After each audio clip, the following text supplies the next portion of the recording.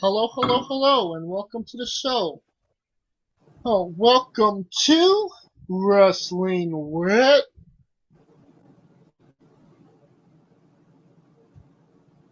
Entertainment. I'm James J, and I don't need a partner. I don't need a friend. I need my brother, Kaliko Yachts. Oh, that is so touching. That is so touching. Oh, I feel the same way. What's up, everybody? How y'all doing today? And last week we talked extensively about the G1 and everything that we were going to cover today. I don't know how we're going to cover it all. American Idol, The Bachelor, Love Island, The Voice. It's going to be a long I one. I know, man. It's gonna be a long one, man. It's. I feel like it's a marathon. You got the wrestling at this point is a marathon. It's no longer a sprint. Just one show at a time, one day at a time. Lots of coffee, lots of beer, But and lots of wrestling. why don't you save yourself the time, put the beer in the coffee? Hey, I do that. Bailey's and coffee, yo. Rum, it's, Coke and rum time it's with Kaliko Yachts. Shit, I got some drink set recipes for that ass. Don't play. And, of course, Mitch is missing again. Why do you keep doing this to him, Kaliko? Why do you keep knocking him out? I mean, if you had a saw what Fight for the Fallen was, I'd miss it too. I mean, I'd be missing as well. So Yeah, I'd be missing. in all honesty, I would have punched Mitch for that show. But people say this is changing the world. Oh, and I heard about people in the stands because in Jacksonville it's hot as hell in that humidity. So think about it. Like everyone complains like WWE for like 3 hours, right? That show in itself is 4 hours. So think of 4 hours sitting in that heat, in that humidity. Oh, I just have to oh, commend Excalibur because he had to sit there in a mask. yeah, yeah. I mean, shit, that alone, that shit better been breathable. Uh, but yeah, it was definitely a long show. 1 hour pre-show, 3 hours of wrestling, and to me, once again, it seemed like it was just a show, and it didn't really go nowhere to me. Um, Well, it's good that they're having. To me, it's good that they're having the shows just to keep their name in the stream of the product. But and possibly walk out some of the kinks before they yeah, get to TV. before they. Well, the problem is that a TV, I'm not expecting them to be on for 4 hours. I don't think nobody So does. it's that's a long time. That's a lot of wrestling. Everyone complains about WWE, but they'll sit there for 4 hours and say AEW is great. But I mean, it's good that they're there though. It's good that AEW is there. I want them to succeed. But Well, when we Jim will Ross, talk about them a little bit later. Right now, we are going to cover the tournament matches since the last time we've spoken. We are wrestling with oh the G1 yes, Climax 29. Night 2, oh yeah, um, it took place on the 13th, and it was B block we're talking about. So let's get into it. yep. John Moxley beat Taichi in 7 minutes and 36 seconds with Death Rider. I mean, what else you expect? I mean, he's the new guy. He's probably the biggest household name in the States in this tournament. So, I mean, to me, he's almost the like the Kenny Omega route, i.e., being a big American mainstream star that could get Americanized at glance, and they're not going to let their new star take any hits. So far, he has been rolling through this tournament. I don't know if that's a good thing though, considering like you got this guy kind of rolling through, and I don't know if what that says about your roster. You know what I'm saying? Like, you know what I mean? Somebody's got to knock him on his ass. So it's just a matter of who's going to be that first guy to give him that first L. I say that the first guy that gives him that L is Tomohiro Ishii. No spoilers, I didn't see it. It came on actually yesterday. I'm going to watch it tonight. Mm-hmm. I'm gonna let you. I'm gonna let you marinate on that one. I got got to watch that a little bit, but yeah. So far, they let that guy just like run It's the through. first match of his tournament. Nobody kind of expected Moxley not to win against Taichi. True, it's but I also Taichi. like. Yeah, no one likes Taichi, but I'm just looking at it from the spectacle of he comes in first match, U.S. title, gets a win. He's the U.S. champ, and he's running in the G. He's got like a lot of momentum for a guy that just got there. If that makes sense. Second match. They put a rocket on his ass. Second match of the tournament, Juice Robinson defeated Shingo Takagi in 14 minutes 41 seconds with Pulp Fiction. Oh my God, Juice Robinson came to play this year. He got a new haircut, new attitude, and anything less than he was going to be, he wouldn't have beaten Shingo. But a new Juice Robinson showed up that night, and he beat Shingo.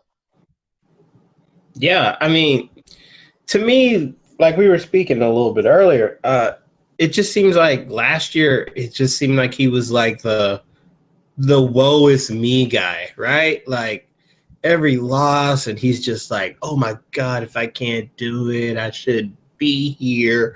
Why am I here? And those are all valid points. And and the injury didn't help too. So he was just fighting through the G1 with the injury.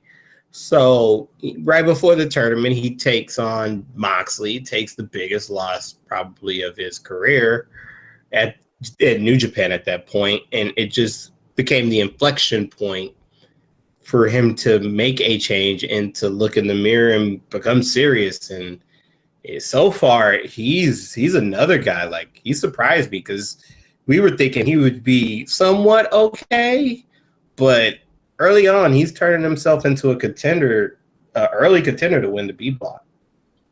Yeah, and if you would have said that, like maybe like 2 months ago, I would have said no way in hell, Juice Robinson. But Juice Robinson showed up this year. Yeah, I mean, no nagging injury, not yet, at least. We'll see where this goes. Like, he's got a redemption. So to me, I think it's almost like he's uberly focused on August 11th, because of course the schedule's out. But August 11th, I think, is his independent, is his personal G1 triumph, if you will. Yeah. Like, I think he's working his way to that particular date because that's the match that he's going to have with Moxley. So right now, it's almost like he has tunnel vision at this point, and he's just like, whoever's in my way, just get the fuck out of my way, and I'm getting to August 11th. And speaking of G-Max glory, Toru Yano defeated Tetsuya Naito in 3 minutes and 42 seconds with a roll-up.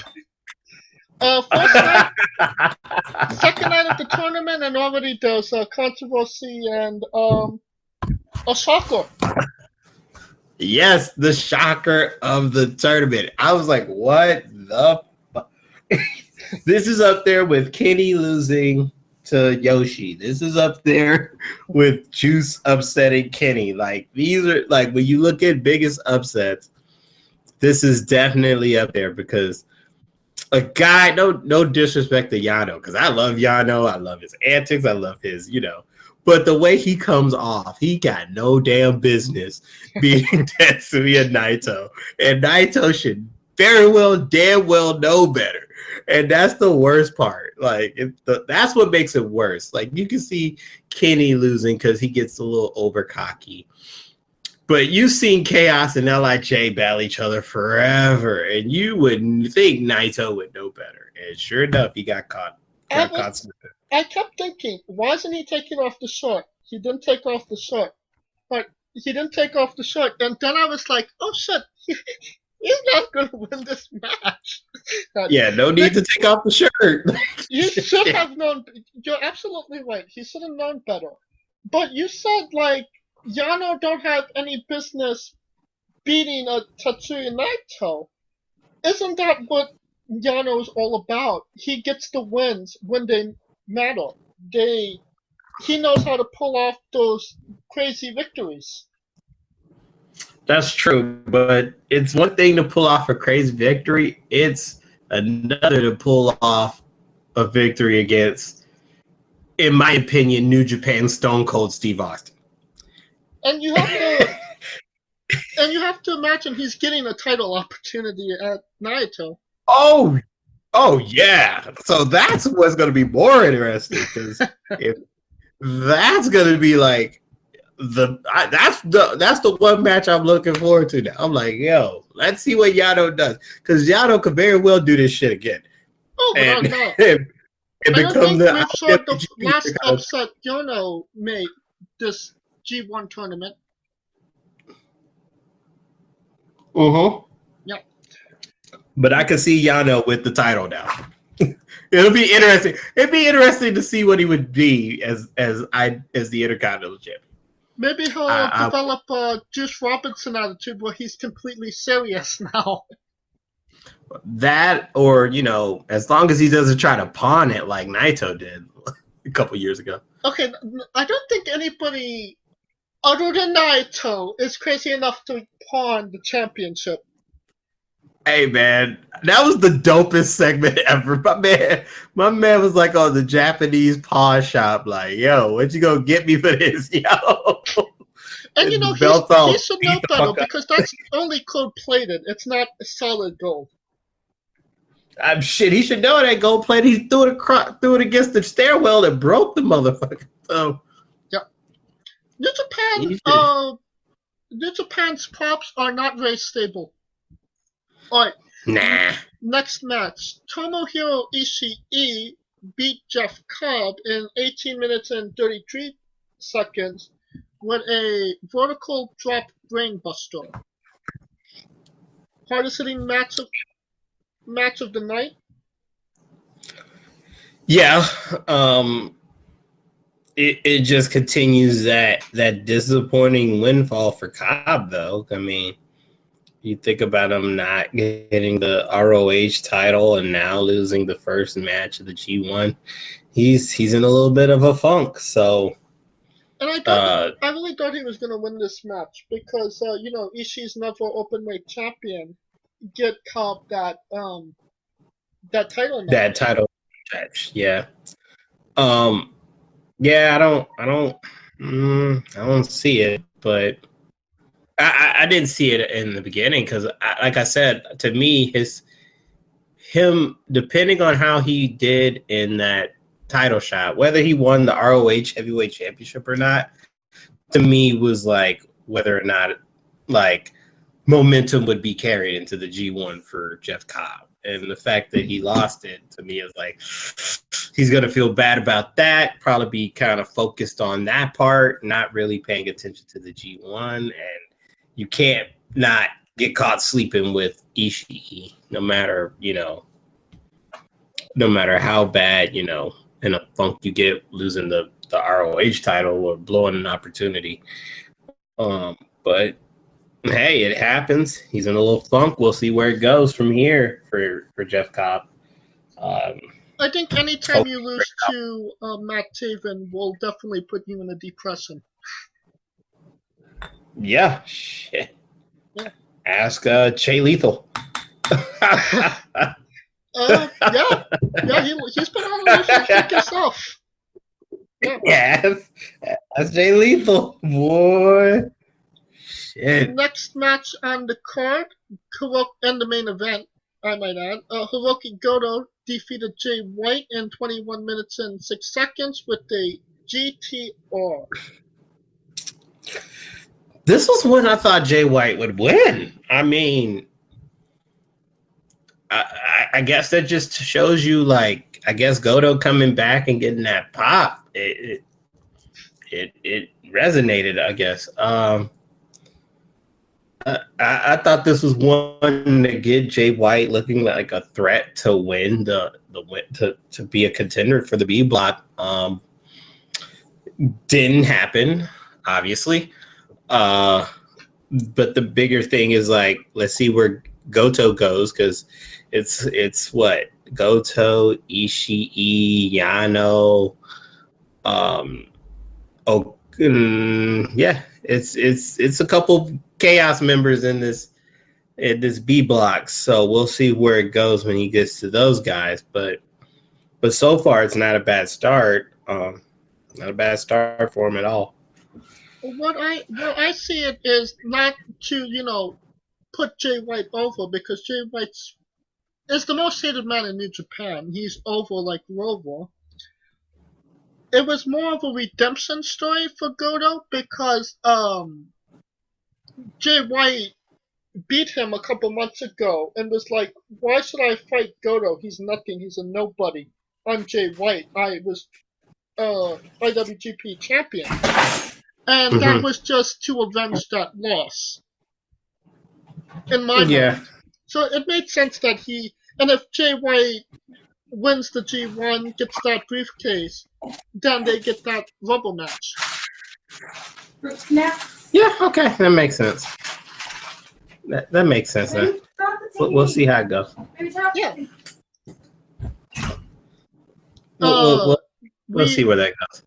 We are now on night 3 on the 14th of July.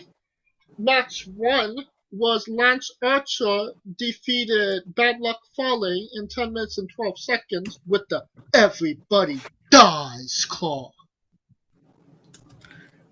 This one I didn't see coming. Absolutely not. We thought Lance Archer would be a doormat. And so far he got 2 wins. So he's at 4 points at this point. He's at 4 points. He's an early contender at this point. Because to be quite honest, guys doing shit like Zack Sabre and Tanahashi, yeah, you're right. He could. It only takes 1 win to get a title opportunity in this G1, and if he beats, maybe an Okada, a Tana, he already got a championship opportunity against Will Ospreay. He's going to lose that weight to get to junior weight to challenge him. But true. Yeah, unbelievable. Lance Archer is making a name for himself in this G1.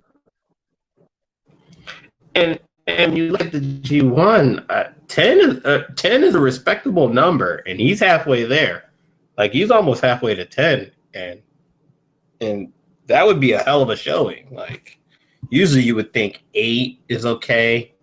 I think usually like 12 to 16. Usually when you're at 12 to 16 range, you're pretty much golden.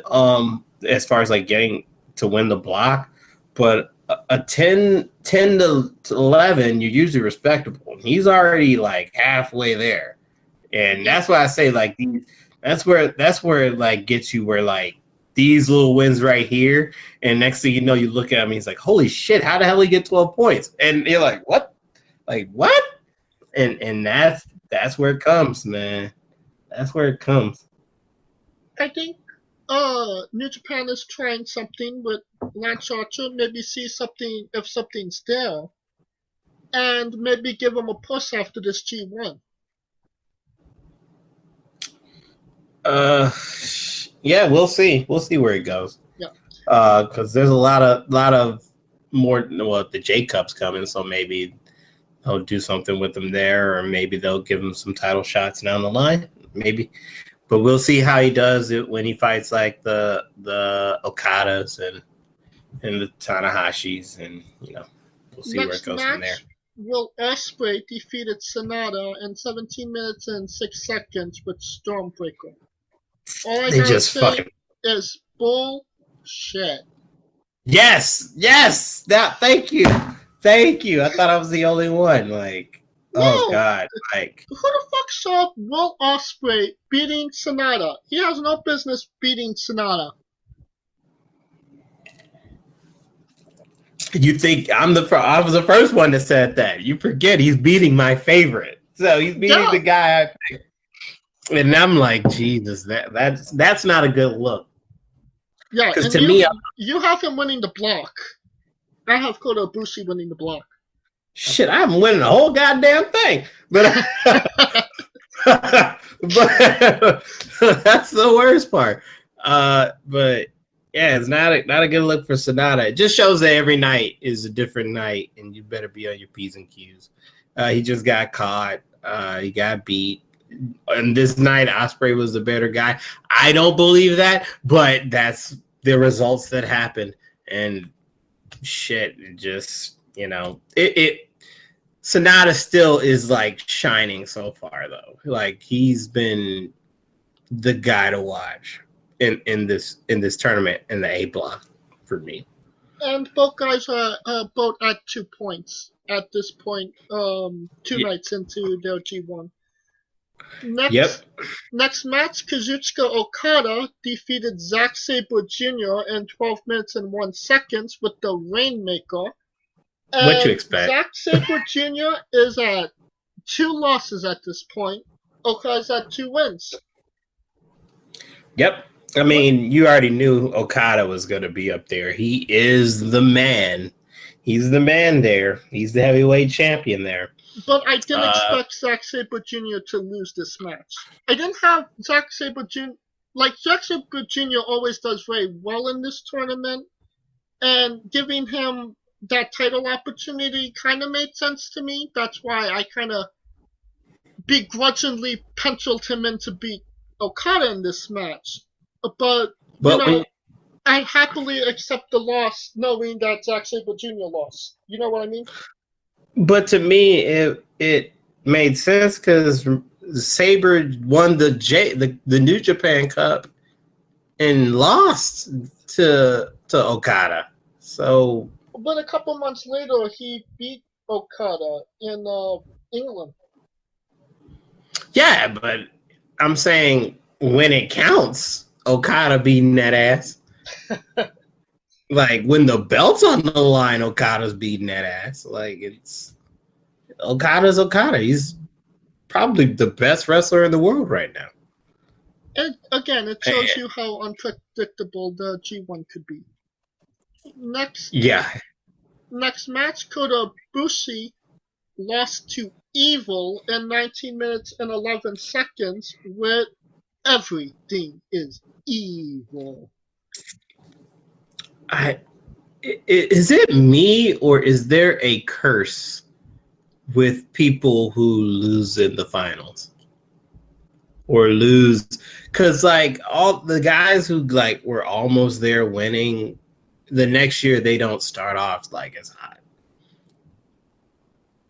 Maybe it's just what would be like the only exception was conflict? like Omega. And that was when he got to the final and lost to Naito. But yeah, but again, it's an I don't know what they're doing this G1. Kota Ibushi is at 2 losses at this point. Evil's at 1-1. He has 2 points. And Evil beat the shit out of Kota Ibushi. Like, this was the Evil that should have showed up in Dallas. And he beat the crap. When's the last time you saw Evil put on an ankle lock? I'll wait on that answer because I'm trying to think of that as well. Yeah, it just goes to show you he came to play. Yeah, he came. He's another one. The interesting match is when he fights Sonata. Yeah. Because they always go at it. They just fucking balls to the wall. And those are like former tag team partners, former tag team champions together. So And best buddies. yeah. And yeah, pretty much the tight knit group. They're the two tightest amongst each other in the group. I would say Naito's was more tight with Takahashi, and Evil's probably more tight with Sonata. I would agree with you there. So next match in the tournament, Hiroshi Tanahashi lost to Kenta in 18 minutes and 35 seconds with a go to sleep. We talked about this last week, and how Kenta, we know what they're gonna put Kenta after this match, and yeah, Kenta is a player. Yeah, he's a player, and that's what I was saying. This was the match to me that shows, okay, but if anybody could take that loss, it would be Tanahashi, because it's not going to define him, or as much as anyone else, because his legacy is already set in stone. But still, nonetheless, to get a win over arguably one of the best at New Japan is a great start for Kenta. And it just shows that he's serious. That they're serious. Like every every G1 climax, Tanahashi starts off slow. He never kind of gets those couple defining wins at the beginning. He always saves them for the end. True, but I think he's been dealing with injury for a long ass time. So and multiple injuries. From his both arms, one leg, the other leg might be hurt at this point. We don't know. He has no good limbs left on him. Pretty much. So he's basically a walking infirmary, and we're just seeing where this is gonna go. That's pretty much where I'm looking at it on it. He's essentially like. You could give him a chop, and next thing you know, his spine pops out of his ass. So,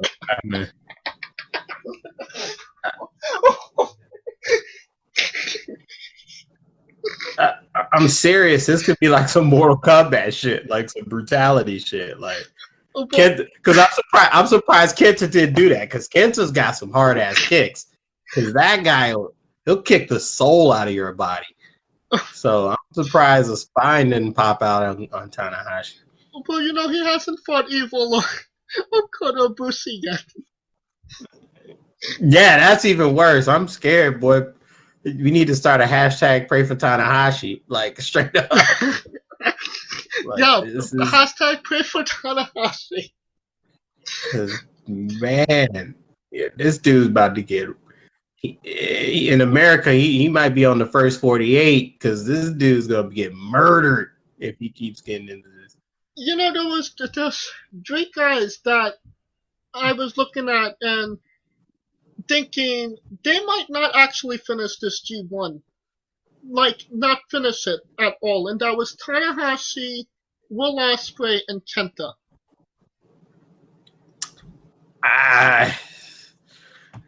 Ospreay, of course, with the neck. Tanahashi, of course, because Jesus, everything hurt. Apparently, his spine's coming out of his ass now. Yes, it's gonna literally fall out of his ass. Like his B and C vertebrae are just gonna be like, "Fuck it, I can't take it anymore." But yeah, but Tanahashi knows how to work around the injuries and shit, so he's not gonna. It's not going to kill him as much. As far as Will Ospreay, his neck,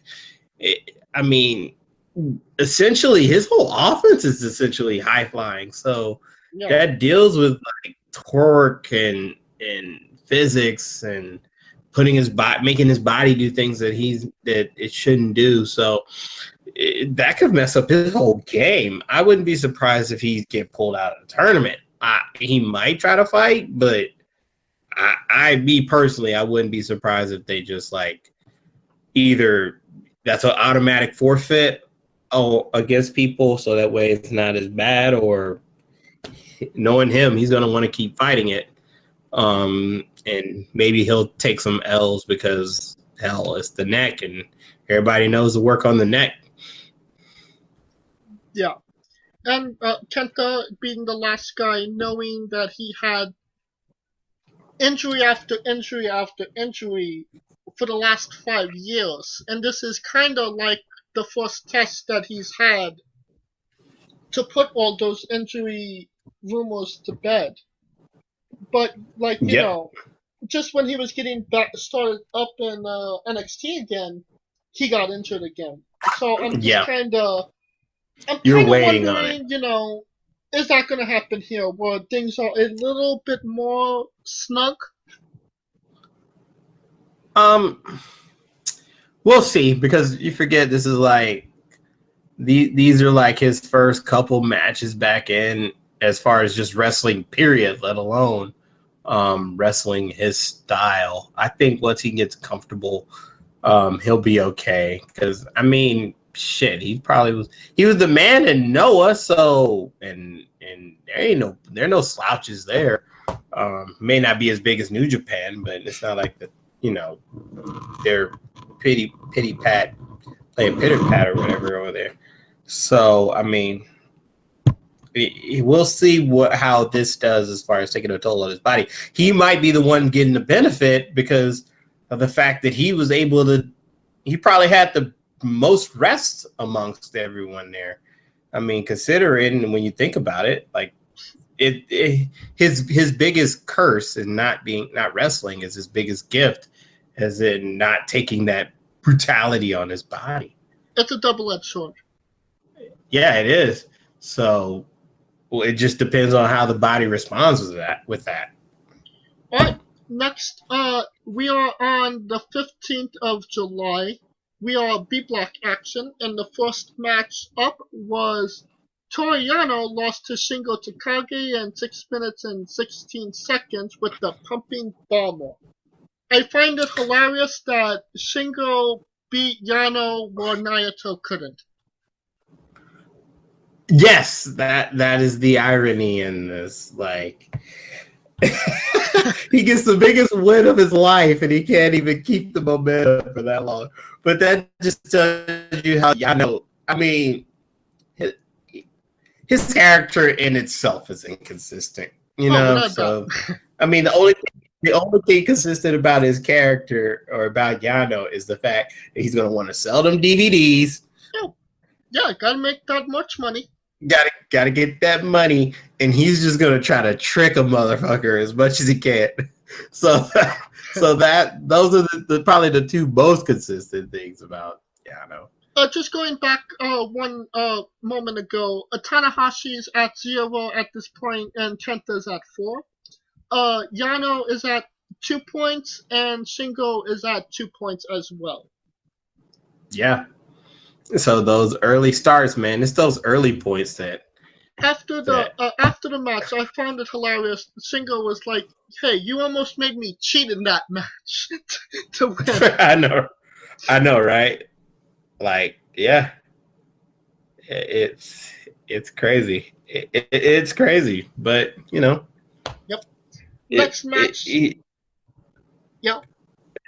But that's what Yano is, man. Yano's the funny guy, and his shit is always funny to me. So, yeah. Next match, Juice Robinson defeated Hiroki Goto in 12 minutes and 23 seconds with Pulp Fiction. Juice is at 4 points. Goto's at 2 points. Goto was on a hot streak. Well, you can't really call it a streak. He only won one match at this point, but that's my point. I was kind of thinking, maybe continue on a hot streak, but his collapsed with Juice, and Juice kept on going. Yeah, and they're saying that he might have fucked up his hand again. We'll see how that goes going on. But once again, Juice, tunnel vision, man. Juice is like, I got to get my shit up. And you know what? I think that was a good thing that they put him in the same block as Moxley, because it's almost like he's literally trying to one-up Moxley up to the point where he could fight Moxley and beat him. Yeah, and it's or in his eye. Yeah, Juices came to play.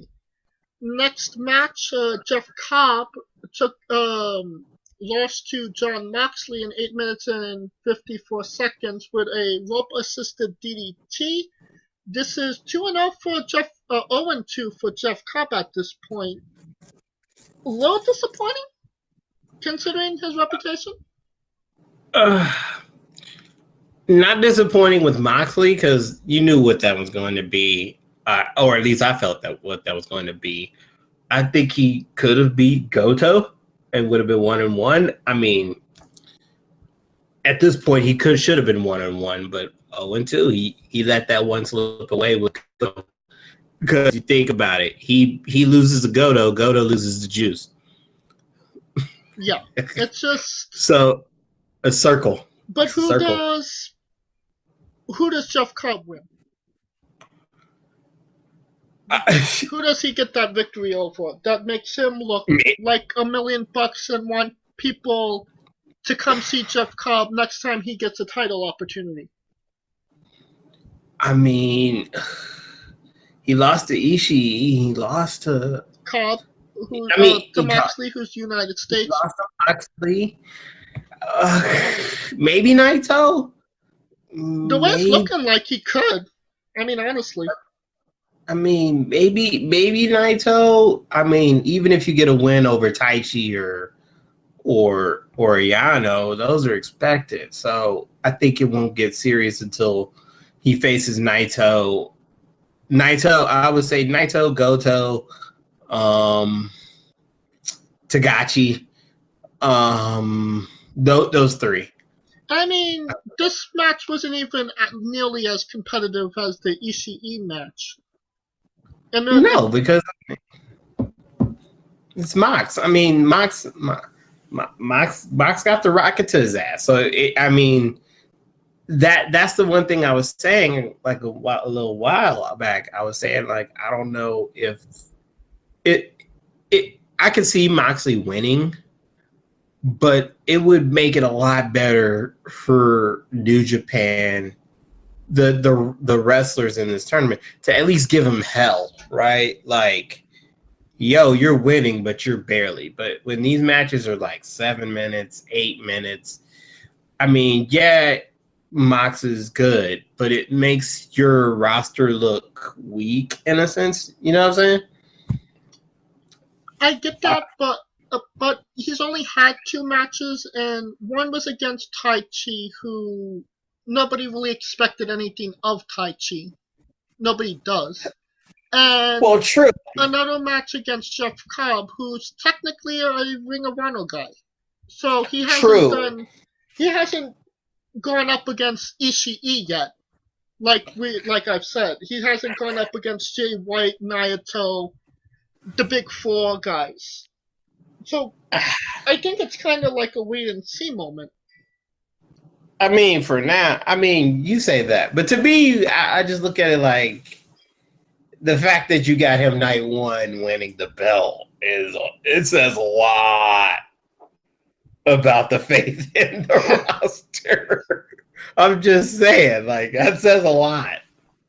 I think it says why wouldn't you put the championship on him night 1? He's probably the biggest star on the independents since Chris Jericho. And it's his first match out of WWE. He hadn't had a match.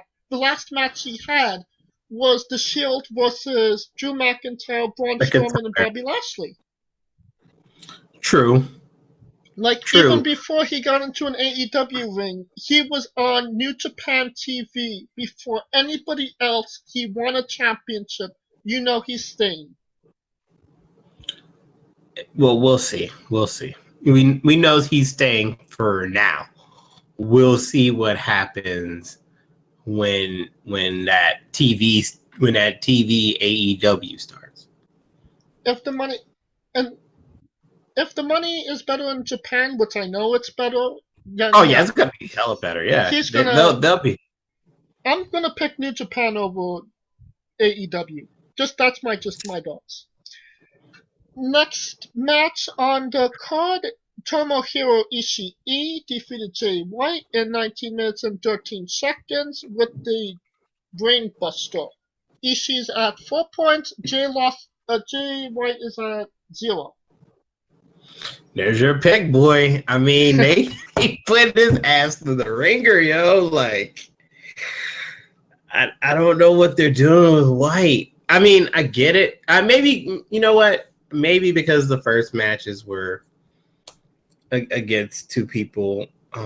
Maybe this could be the start of his run, because we've seen people start slow and then finish fast.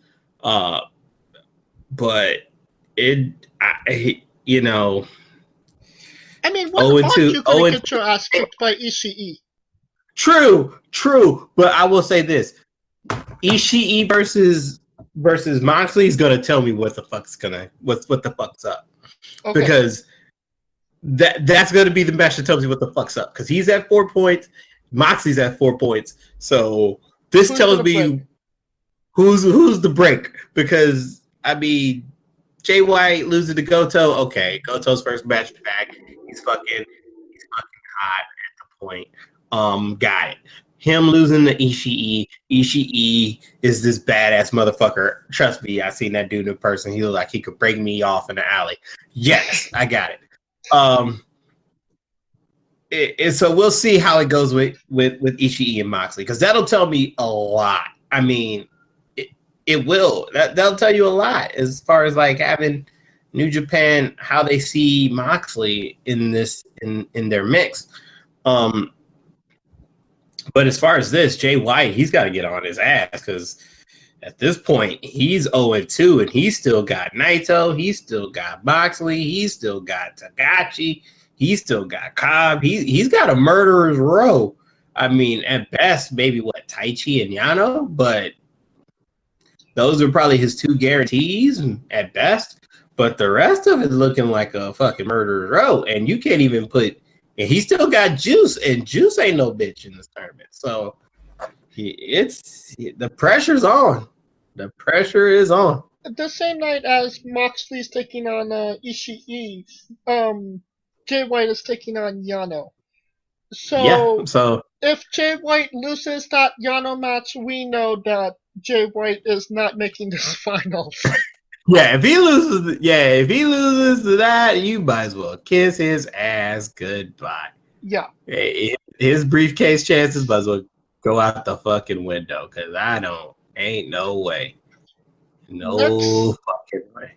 Next match, Tetsuya Naito lost to Taichi in 21 minutes and 1 second with the last ride. And Naito, that your boy. Yeah, I mean, he's like he's Oprah. You get a title shot. You get a title shot. Everyone gets a title shot. Like, what the fuck? He's giving out title shots like Oprah's giving out cars. Like, what the fuck is going on? It's just, he's going to have, I mean. You said that, Jay White lost 2 matches. He lost to Hiroki Goto, who's a former champion himself. Ishii, that beats the shit out of fucking everybody. Naito lost to Yano and Taichi. 2 guys that should have been easy buy matches for this guy. Yes, and that makes his shit even tougher, because he's got a haul, boy.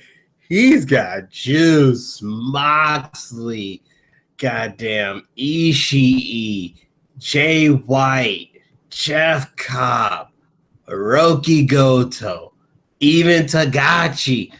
I mean, he's got a lot. It's a lot for him to catch up, and I don't see him coming out of this block. I just can't. Like, if you lose your easiest matches, especially for him, those are his fucking easiest matches. He was basically given 4 points, and he shit the bed. It's going to be a haul. It's a haul. It's a tough sled. The thing with Naito, that, like, I'm a huge Naito fan, love Naito, but when he's chasing the belt, he always seems a little bit more motivated. When he has the belt, he kind of gets complacent. I, I I could buy that argument, but I also make that argument when he had his Intercontinental run, he was probably most over than anything. To me personally, I think once he got the main event at Wrestle Kingdom, that's when he got comfortable to me. I feel like that's when he just feels fulfilled, and everything else is just fodder.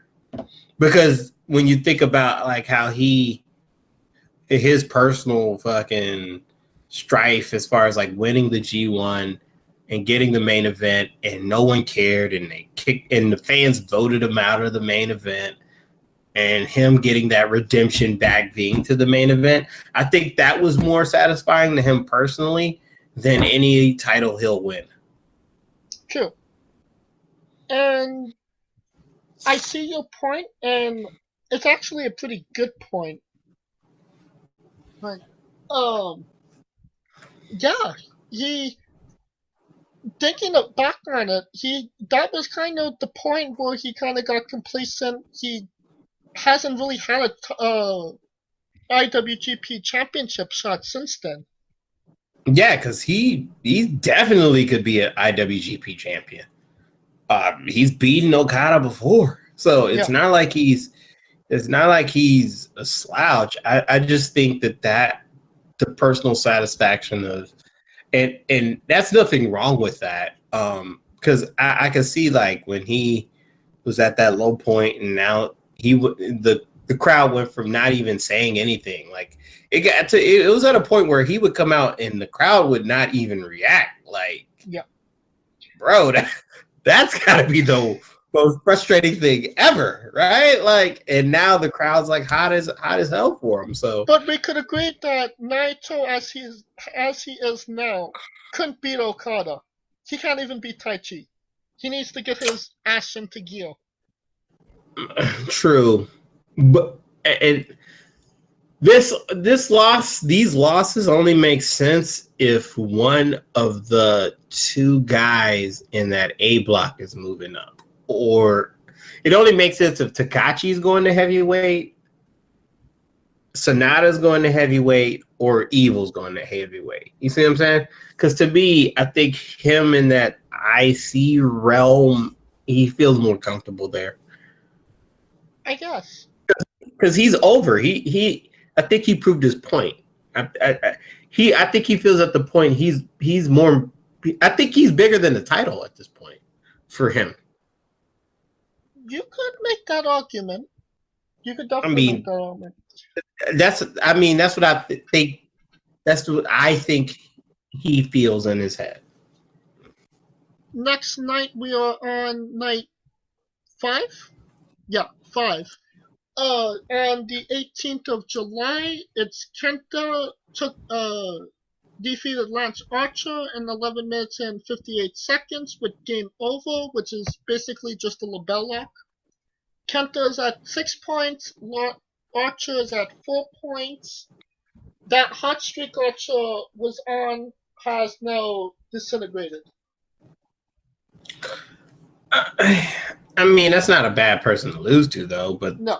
I mean, but this was like, but at this point, with 4 to 6 points, this is the separation between the boys and the men as far as like the A block, because there's a lot of people at that point with like 4 points, 4 points like contenders there. So he's gotta break it out. Yeah. Next match, Evil. So, I mean, with Sonata in 18 minutes and 11 seconds with Everything is Evil. That's 2 in a row. 2 in a row. What the f*** are you doing? Evil's at 4 points, Sonata's at 2 points. But probably match of the tournament so far? Yeah, but they're always the match of the tournament, because they always just go hard against each other. I've never seen, like, usually when you see like members go against each other, like they usually try to take it easy, and then it gets a little serious at the end for the point. But every time Evil and Sonata fight, they go at it like from the bell. Like it's not even a fucking game. They Just beat each other watching to the shit and then match, give each other a fist bump and a hug. their acting chops were on full display because you could like kind of tell like there was like hard feelings there because right out of the gate Sonata went after Evil. Well, Sonata don't do that. He knew that in the tag matches Evil went after him. So now it's okay, you go after me, well now I'm gonna go after you. He did everything as Evil on him. Yeah. He did Skull End on Sonata. It was just a back and forward match, and it showed you how well they know each other. I mean, you would think they would know each other. They're former tag team partners and tag team champions. They should know each other more than anybody in the tournament. But once again, yeah, like you said, I think this is probably the match of the tournament, and that what makes it more intriguing. Two former tag team champions beating each other halfway to death. I still remember when like they would put chairs on each other's faces and like smack that bitch like a home run. Like, yeah, they go all out. They go all out. And this year it wasn't any different. Just this time, Evil's the guy that got it. To me, But Sonata hasn't to beaten me, I Evil think yet. but to me, I think that could be a good point if Sonata goes on to win the briefcase. You're still going for that, even though he's Hell yeah. yeah. Gotta go with your picks, man. Hell yeah. Stick Yeah. with the pick. I mean, it's only 2 losses. The 2 losses ain't been shitty. I mean, ain't like he lost to Tai Chi and goddamn Yano. Yeah, if he's losing to Tai Chi and Yano, which is not even in his block, then yeah, he should maybe take off the boots. Yeah, but that's why I said the A block was the murder's block. Because to me, it's no one's gonna be like, "Oh my god, that's a horrible loss." Maybe him losing to Will Ospreay was a horrible loss, but In my mind, it was. It looks bad, but it's not as bad as losing to Yano and Yeah. After the match, Evil extended his hand for the fist bump. Sonata accepted. All is right in LIJ once again. Yep, and that's always happens. Although the people been saying there's a rumor that Evil might join Suzuki Gun. Really? I don't see it happening, No. but hell. No. That's Yeah, just there was that everywhere. rumor, but I don't see it happening though. Shout out to Kaliko's son in the background. Been a couple weeks. Yep. Next match of the tournament, Okada defeated Bad Luck Fale with a roll-up in 10 minutes and 15 seconds. Okada's in 6 points. Bad Luck Fale is at 2. 2 points, yep. And Fale, I mean, it's Okada. What else? What do we expect from Okada other than like perfection? Yeah. But he always starts these tournaments really strong, but somewhere in there he always drops off. Yeah, where the cockiness kicks in. Like like he'll start off like really good, then he'll wrestle to the level of the people he fights. It was 2 G1s ago. He was really strong, and then he got his neck caught. I can't remember against who, and then he lost to Evil, draw with Suzuki, lost to Kenny. So it's still soon in the tournament. Yeah, it's there for him. I mean, that's always been his character though. Like he's talented, he knows he's talented, but it gets in his head. It gets big headed on him, and he wrestles to the level of whoever he fights that night, and they'll catch his ass. Next match, Hiroshi Tanahashi defeated Zack Sabre Jr. with a jackknife hold in 13 minutes and 56 seconds. Tanahashi's at 2 points, and Zack Sabre Jr. is at 0 points. only guy 3 nights in with no points. That tells you that they still have some faith in Tanahashi. I mean, but this is also payback because Sabre beat Tanahashi last year, if I'm not Yeah. mistaken. And most So recently at Madison Square Garden. Garden, exactly. So it only made sense for the Ace to get his shit back. And honestly, this was So the best he's looked in the whole tournament. 3 matches in. true. I mean, but it's weird that he's got his best matches against a guy who is the guy. He doesn't hit hard, so he's not. Sabre Jr. is not known as a hard hitter. He's more known as a joint manipulator, kind of like a Pete Dunne, like how they just manipulate joints and hands But and your usually, I disagree with you there because usually Zack Sabre Jr. makes you look like shit because he always put you in like 15 different holds. And for yeah. him to look well, That's what I'm saying. yeah, for him to We look agree. good against him, kind of Yeah, maybe yeah, puts him on the upswing. yeah. And I think we were saying the same thing. That's what I was saying. It's ironic that his best match is against someone who's not gonna knock his spine out of his ass, right? Like that's what I Yeah. was saying. So Okay. we both were saying the same thing because Zack Sabre Jr. is not known as this like heavy striker. So I gotcha. Next match on the last match of that show, Kota Ibushi defeated Will Ospreay in 27 minutes and 16 seconds with the Kamagoye. Ibushi's at 2 points and Will Ospreay's at 2 points. uh yeah, I mean this is the one. This is the beginning for just to get Ibushi into the points game. Um, it's gonna be funny how Ibushi looks. I mean, I guess it's a tough block, man. I think Ibushi's test is gonna be. Let's see, who does he still have? I think he still has Okada, Kenta on the. he has Okada for sure. and Tana. But I think and Tana. I think he still had. Did he fight Kenta at this point already? I'm not Yeah, sure. yeah, he first night. Yeah, he took.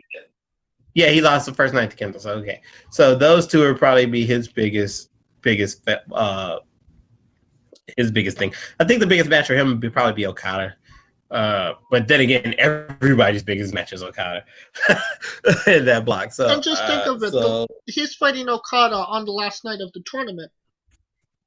Right, which at that point we don't know if the way Okada's running, man, he might have it. He might have it sewed up unless Sonata pulls it out of his ass. Okada's gonna mess around and have that motherfucker sewed up. Because I think once you get the if you get the double digits, like about what next week, like 10. Once you get to 10 points, you're pretty much coasting. And at this point, you'll take draws at that point. So True, but it depends on how many matches you have to go until you get that 10 points. Like if you have 10 points and then you only have 2 more matches, you're gonna want to win those 2 matches. yeah, because 14 will get you in. I feel like the Usually number that'll get you 14 in is 14. gets you in. Yeah, 14. I think this year it'll be 14. I I'm think thinking 14 maybe to 12, 13. considering how competitive the blocks are this year. Maybe in the B block, 12 will get you in because it's been a roller coaster. Yeah, you might be right, unless Okada just runs the table. That's not gonna happen. Yeah, it's not. He's gonna tie with somebody here. I don't know who, but somebody. I said Sonata. Yeah, but I think Sonata's gonna beat him, and I think that's gonna be the difference. But we'll see. Yeah, we'll see. The match went 27 minutes, like I said. Honestly, I don't think Will Ospreay has any business going 27 minutes with Kota Ibushi. I don't think he's that good. I think, and considering how hard he was to go that that long, and the match wasn't even nearly as good as the one at Wrestle Kingdom, Mm-hmm. which was half the time. So I think they're just trying to make more out of Will Ospreay than there actually is there.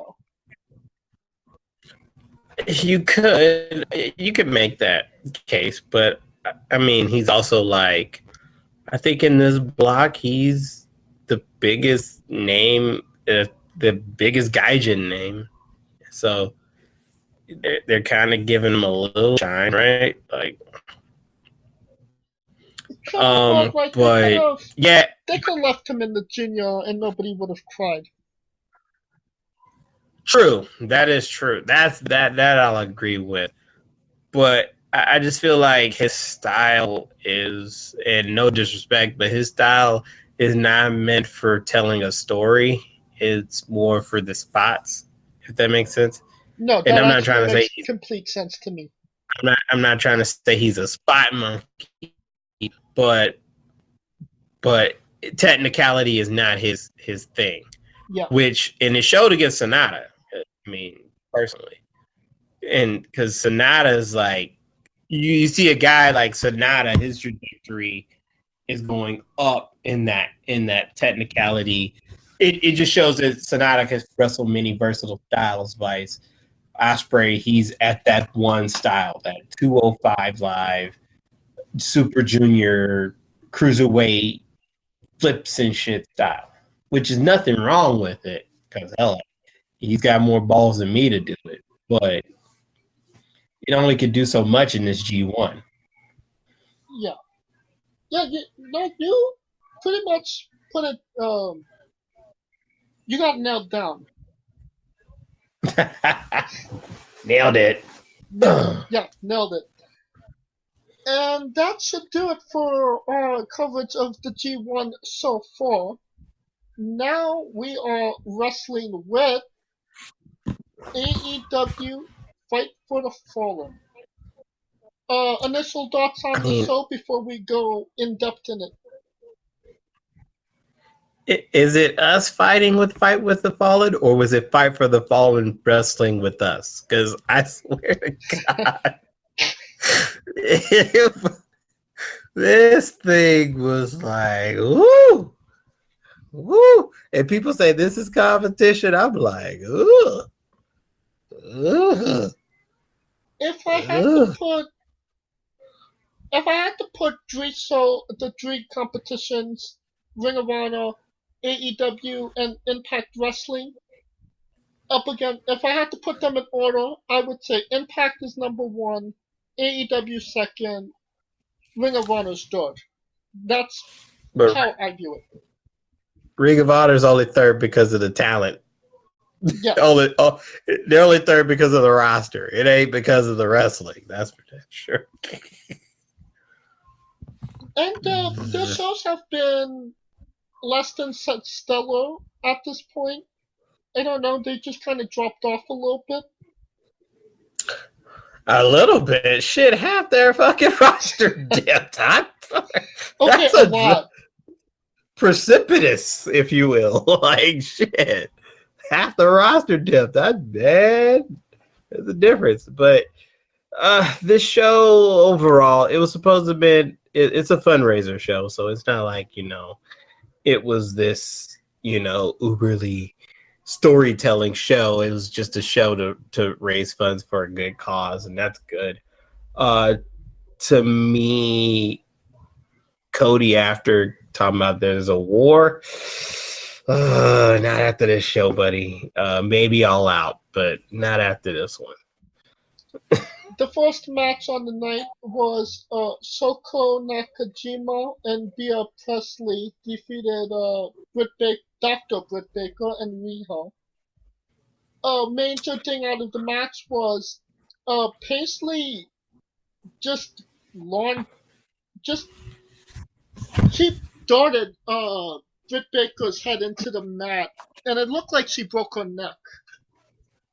Pretty much. So the first match of the night, someone's damn near dying, Yeah. and yet I have people telling me AEW is awesome, and I'm like, AEW is gonna kill you.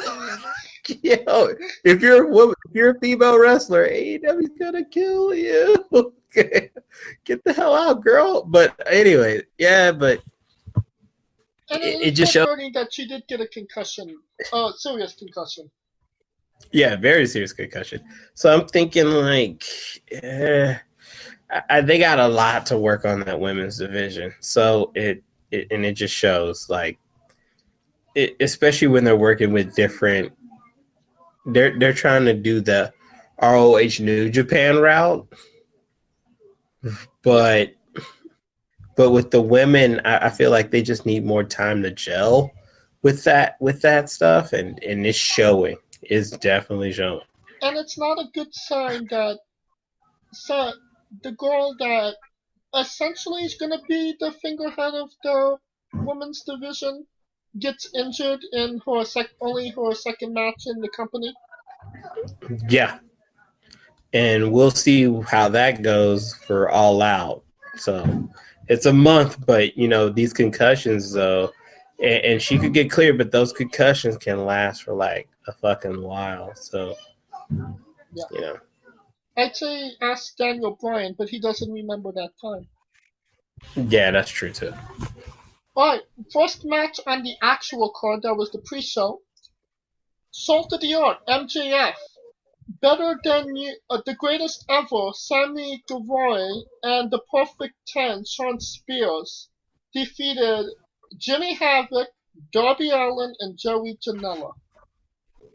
This was, to me, the three most arrogant assholes you could have on one team against three guys that should never be in the same ring together at all. It was a match made in hell with Jimmy Havoc, Darby Allin, and Joey Janela.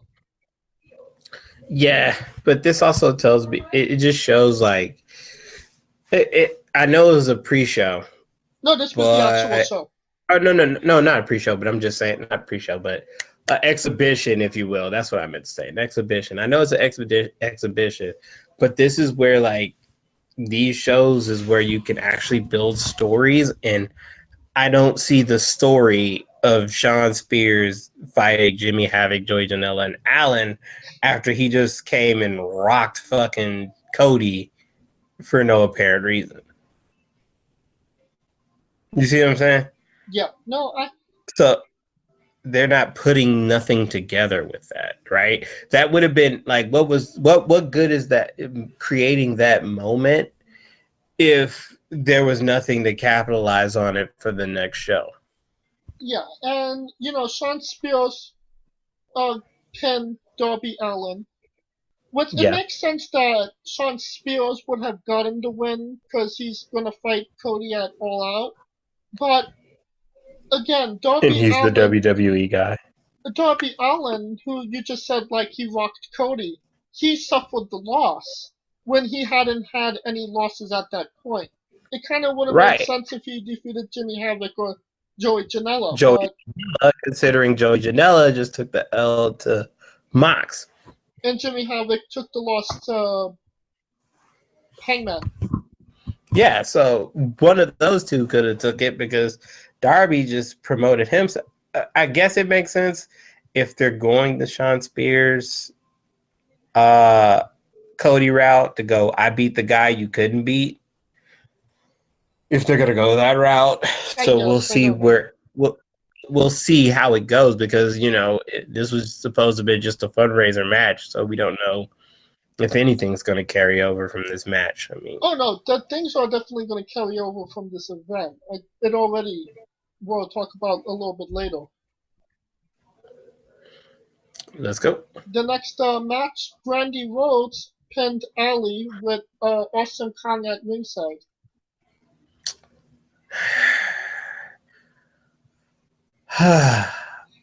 Brandy's a sweetheart. Cody's a sweetheart. What does this prove?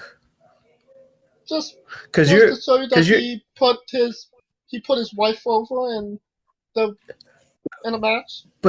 but you remember they kept saying wins and losses is gonna matter, and how Mitch was going, oh, it's gonna be different because the wins and losses matter. What good is the wins and losses mattering when all the people that at the head are winning at this point?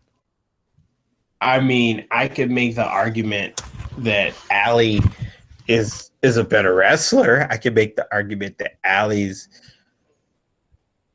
a little bit bigger than Brandy, other than having the rose behind the name.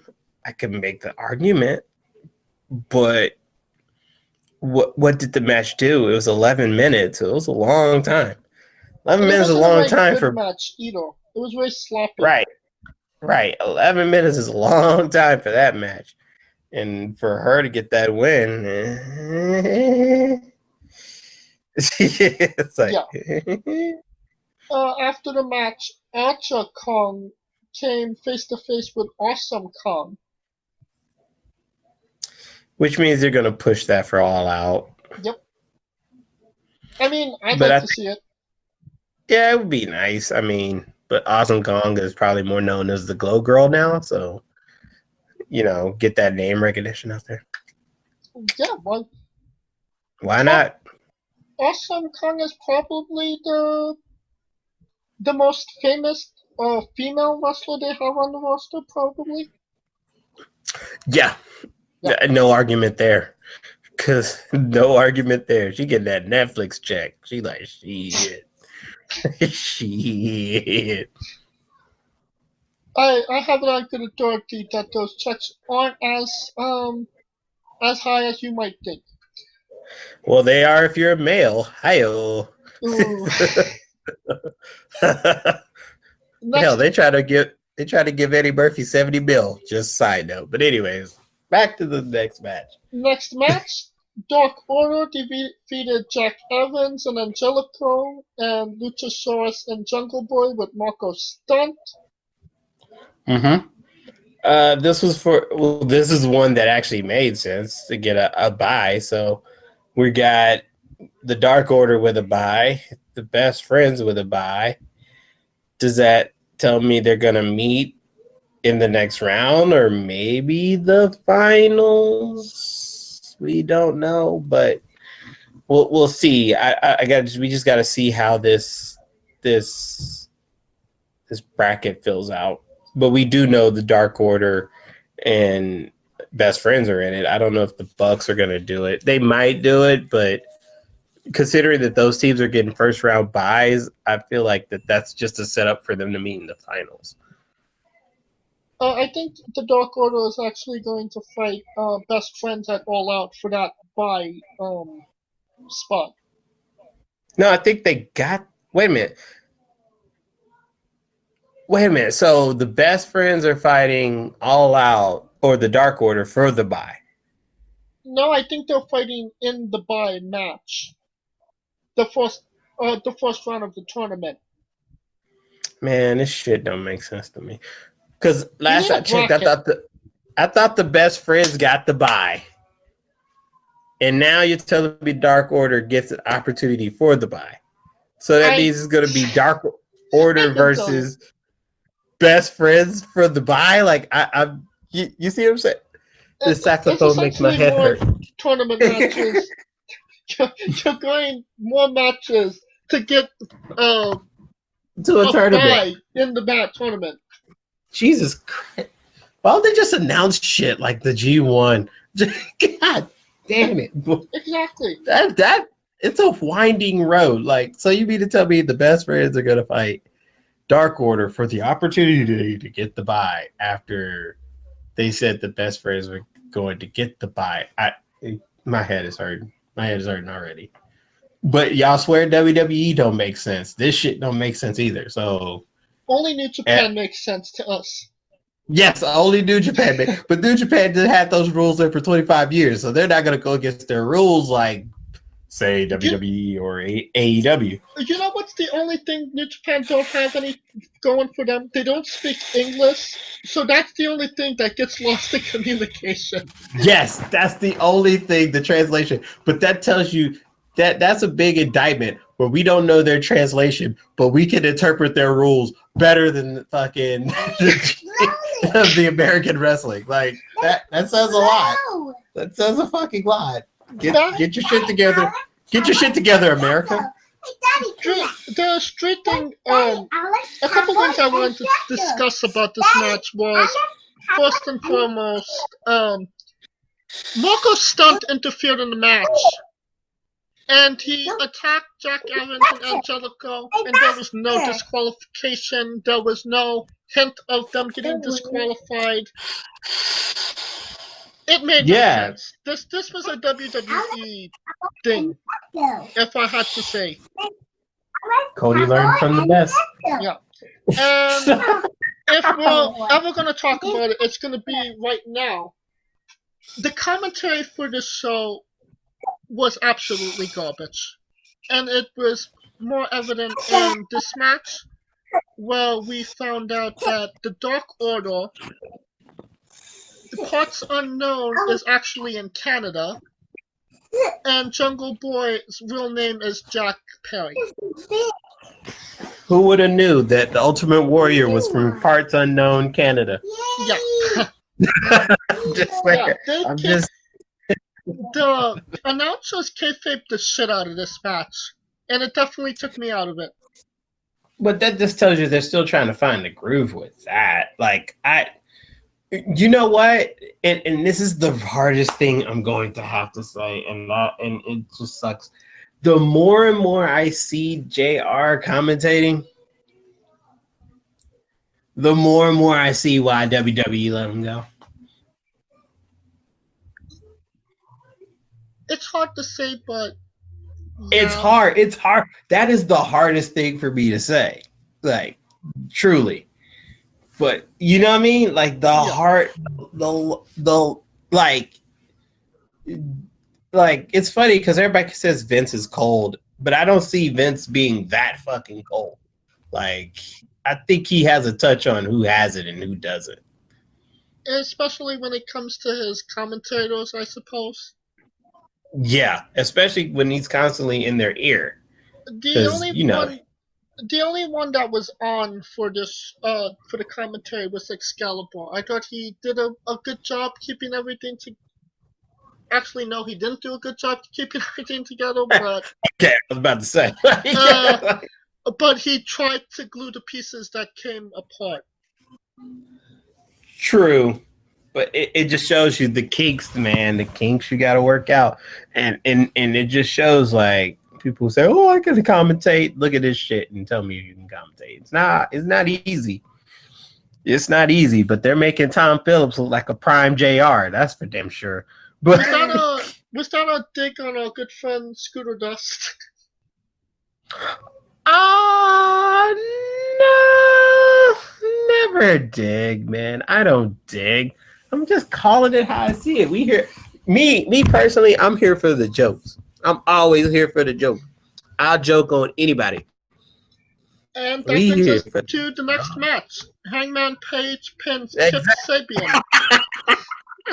There you go. What's your favorite vegetable, Kaliko? Squash. But this was a 20-minute squash. Like, that's a long time to eat vegetables. God damn, boy. Like, it's just it's just, I don't know. I mean, I get it. Give Hangman the momentum to get to Jericho. But Hangman body-wise is starting to look like Jericho. They better get that boy going. He needs to go back on the Full Gear Challenge. Yeah, it better get that boy ready. I'm just saying. Yep. Because the more and more I see it, the more and more I think it's like Jericho might win that belt. Like, it was never really a doubt in my mind. I mean, I always thought it'd be a little bit of I always thought Hangman was gonna be the guy, considering that Pac versus Hangman was supposed to have been Hangman being over, but considering that they got the TV deal and they need someone with name, and yeah, so the more and more it's getting to that point, the more and more I'm leaning towards Jericho. After the match, one of the Dark Order's minions came out and attacked Paige, and then the minion took off his mask to reveal, it was Chris Jericho. I mean, why does he always have to put a mask on or something for the reveal? Like, we already fucking know that's Chris Jericho. I know, he might as well just run out the goddamn thing and just attack people. He did it at New Japan. He did it at WWE. He did, like, bro, just we know why. Motherfucker. You know, we know you're gonna come and beat his ass. Why put on the mask? Yeah, and Paige got color and doing obviously did a blade job. Yep. So I mean, they're trying to make it like a personal. They're trying to make it from a finals match to a more personal match. Oh, you made me bleed, and I'm gonna kick your ass because. You know. Sometimes it seems like they're just doing things like, you know, they would say, "Oh, we care about the health of all wrestlers," and then like every single match they're doing a blade job. Or someone's damn near getting. Yeah. Oh. So it's always something. It's always something. We'll see, man. Maybe that's why they're having the off season, because of the fact that they're going to damn near kill their people if they go 365 days a year. Like, Jesus. As much as people say like WWE don't wrestle, they do it to keep. They think about the long haul, and they also. I mean, it's one, they're thinking about the long haul, and two, they don't want a fucking lawsuit. So it's both. Next match, Lucha Bros defeated Frankie Kazarian and Scorpio Sky with Christopher Daniels. Again, more interference from Christopher Daniels with literally no objection from the referee.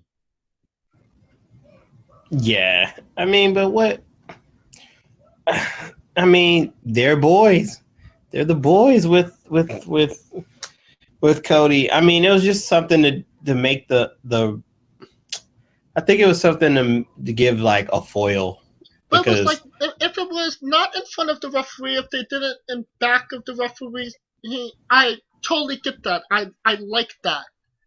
But it's blatantly obvious that they're cheating in front of the referee, and there's no disqualification. It just shows what's the word?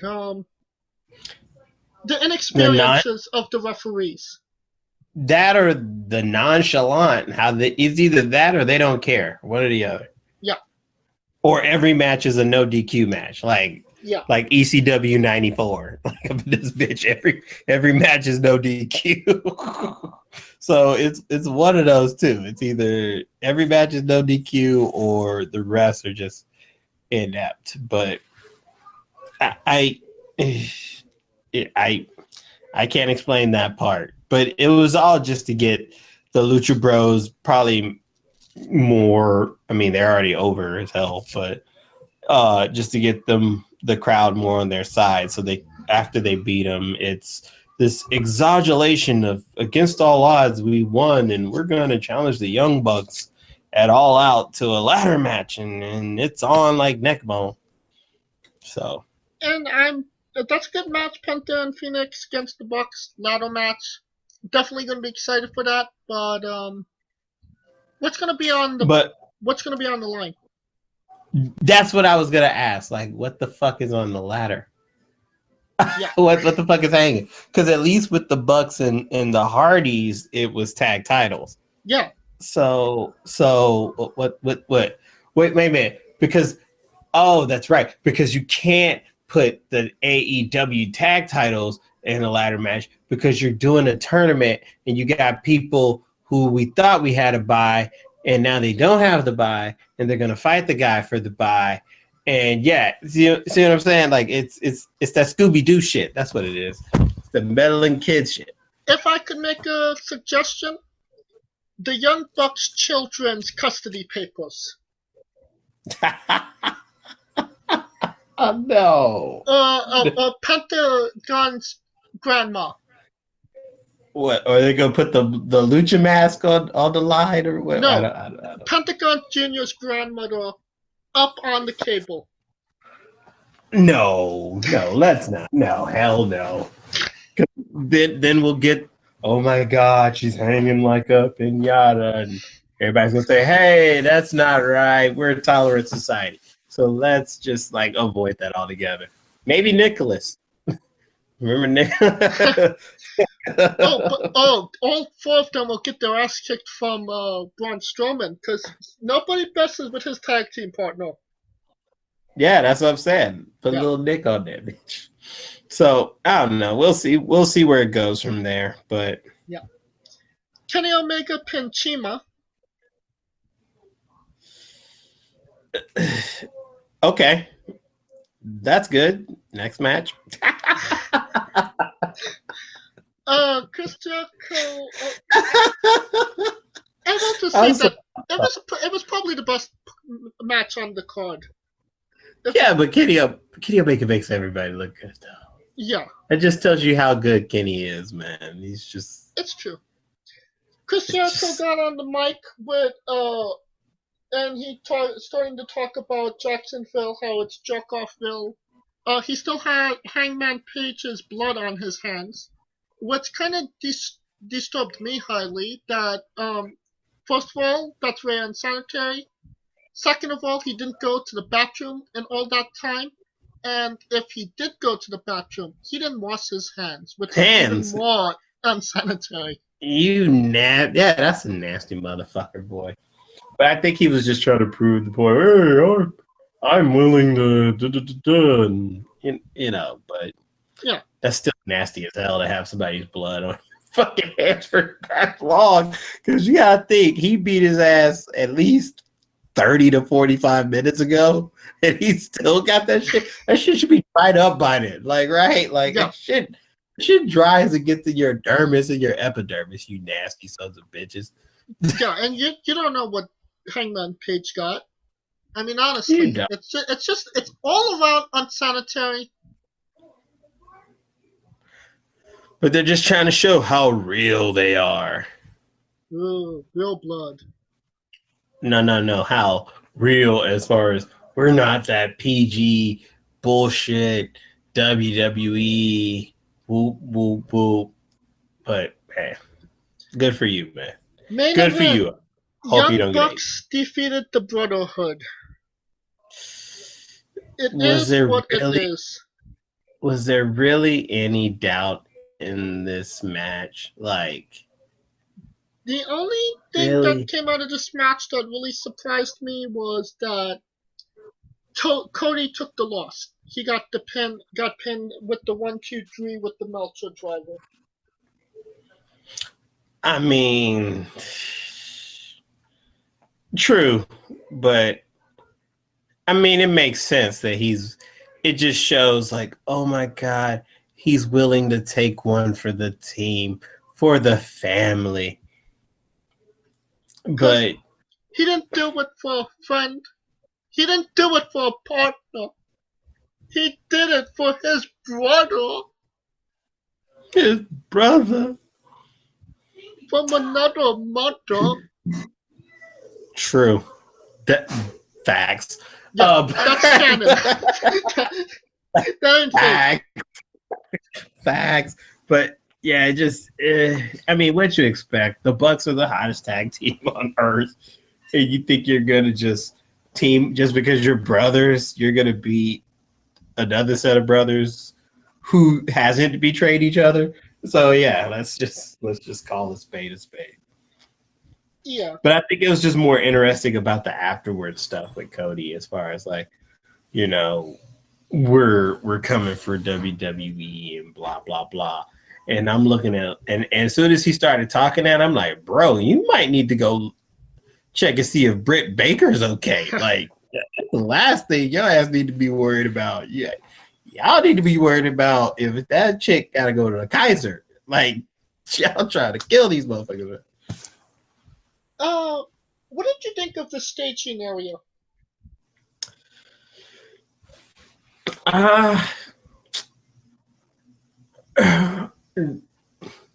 That's where it's gonna be a thing for me because them being on a weekly TV show, we know that they're gonna be a weekly TV show. We know that they're gonna be live, or I'm assuming that they're gonna be live. Are they gonna go city to city? Are they gonna go stadium to stadium? Are they gonna change their stadiums to different cities? Because this one was a little bit different. It looked totally different from what hell, it looked different from Fighter Fest, which looked different from this one. So I think they're still trying to find their groove with that. I mean, there is a football stadium, so it's not like I think they just used a little section in it. I think, if I'm not mistaken, or they just did something. It's kind of like a side arena. Yeah, like a little side arena that they use. So are they just going to do side arenas? Are they going to do just? Is that the permanent set? Is that, you see what I'm saying? There's a lot of questions that need to be asked with their Wednesday night dynamite.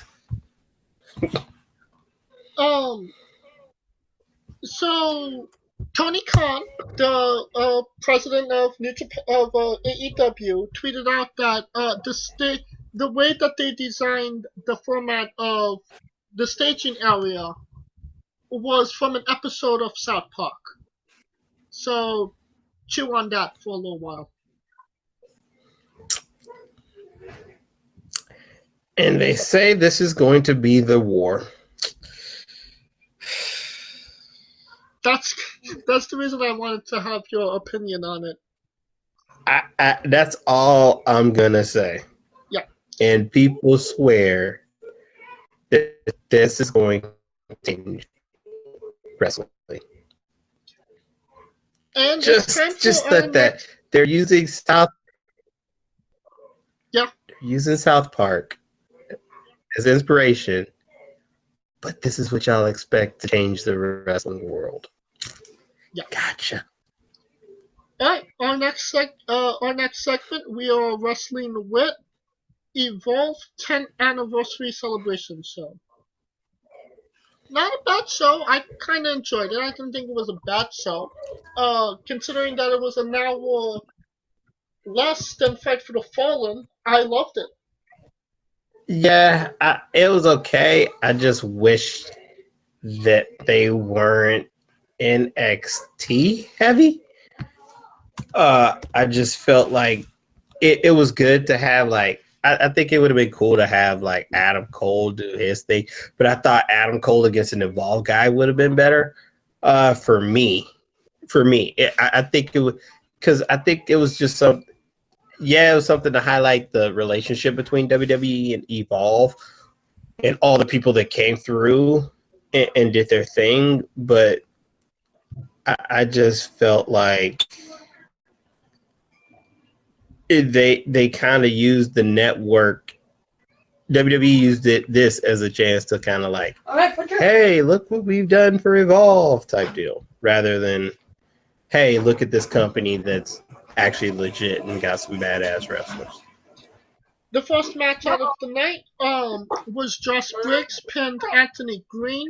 I've never seen either of these guys wrestle before. That's my point. That's my point. Yeah. That's my point. Anthony Green had those horrible Zumba pants on, and then he ripped them off, and then I was immediately regretful of that decision. True. But I think everyone in that crowd was probably like, yeah, let's just get to the Adam Cole. let's get to the Matt Riddle. Let's get to the Adam Cole. Like, damn it, let's just get to that. How about that? And Josh Briggs, big son of a bitch. Looked like $1 million. Oh I was yeah, gonna say that. and oh yeah, and shout out to Gabe Sobolski, man. That he's a good wrestling mind, and he's got a lot of people. And it's funny because a lot of people Evolve and WWE have been closer than you think. Because I've seen it to where I've seen shows with Evolve where Kyle O'Reilly, Undisputed Era are there. At one point, the Street Profits were the Evolve Tag Team Champions.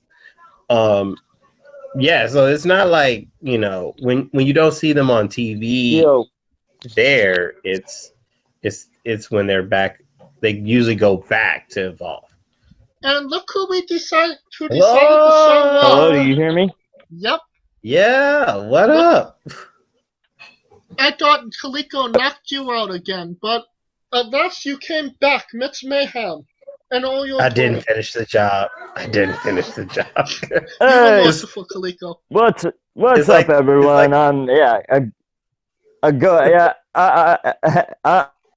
Goes to Mayhem's Past. What's up, everyone?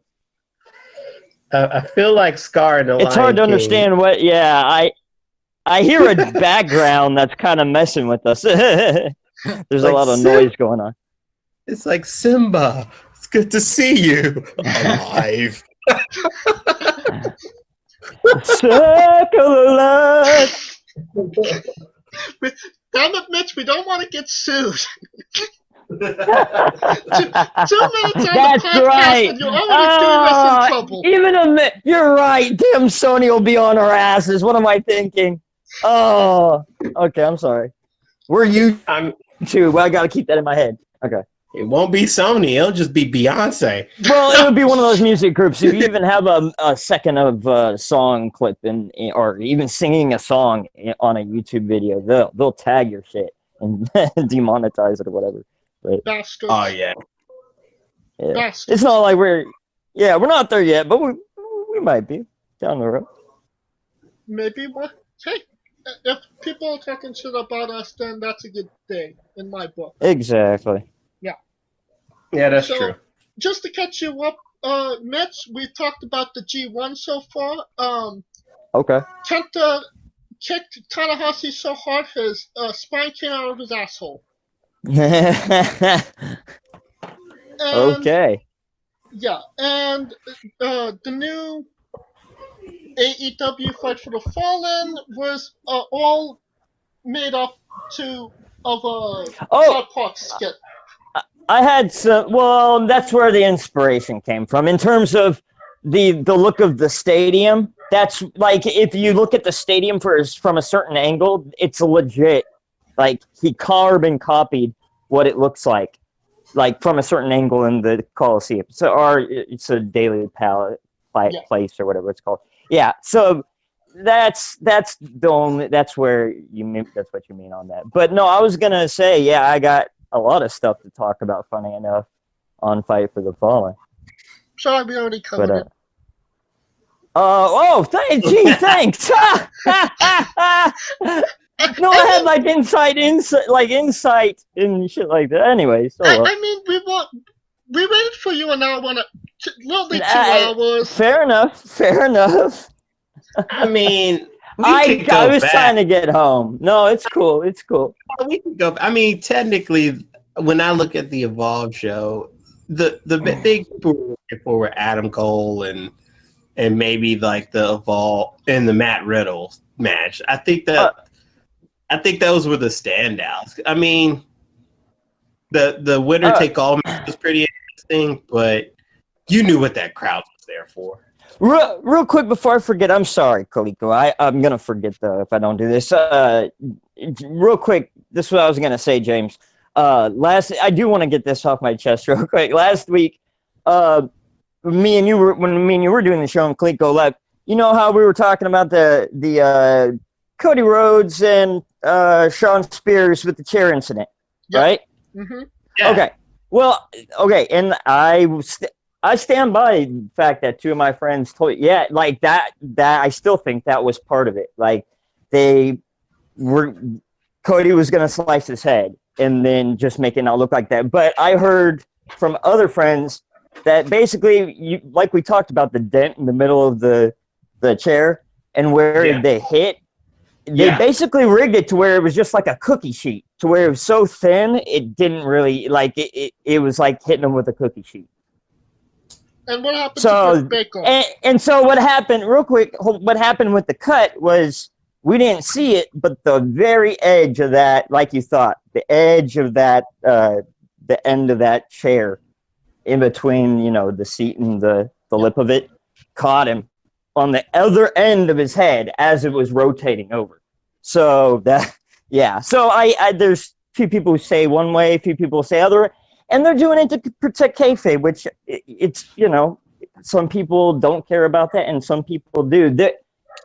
In AEW, the Cody Rhodeses and you got MJFs on one side, and then you got the Young Bucks and the Omegas on the other about kayfabe. You know what I mean? Like Rhodes and MJF are huge on kayfabe. The Bucks not so much. So go ahead.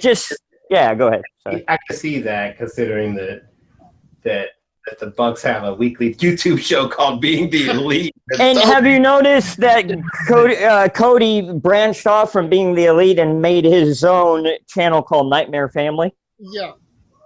Yeah. I haven't watched them for quite a while now.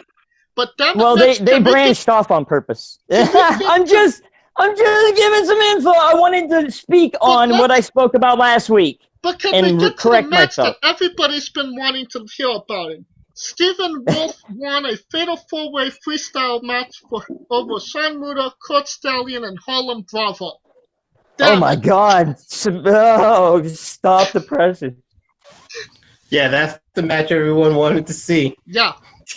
Stop my beating heart. Call WWE. Get them signed. I think Stephen Wolf is already signed.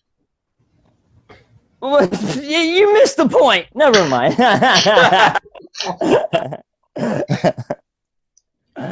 But yeah, the Evolve show was okay. I mean, I didn't like it.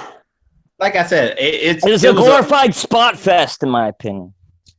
Okay, like I'm of the. I told James I'm of the old school. Yeah, back in when I was wrestling. Yeah, I took what do you call it? A lot of hits and shit, but I was big on psychology. I'm of the psychology school guy. I love, you got it. You can't just do a spot and then not sell. It takes everything out of what you're trying to do.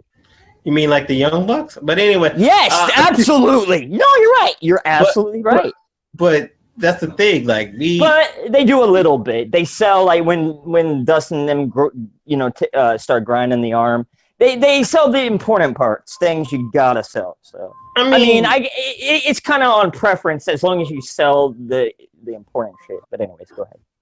I think we were saying the same thing because I told Jay earlier. I was like, this show was mostly, to me, this show was more about WWE showing, hey, look what we did for Evolve, rather than highlighting Evolve.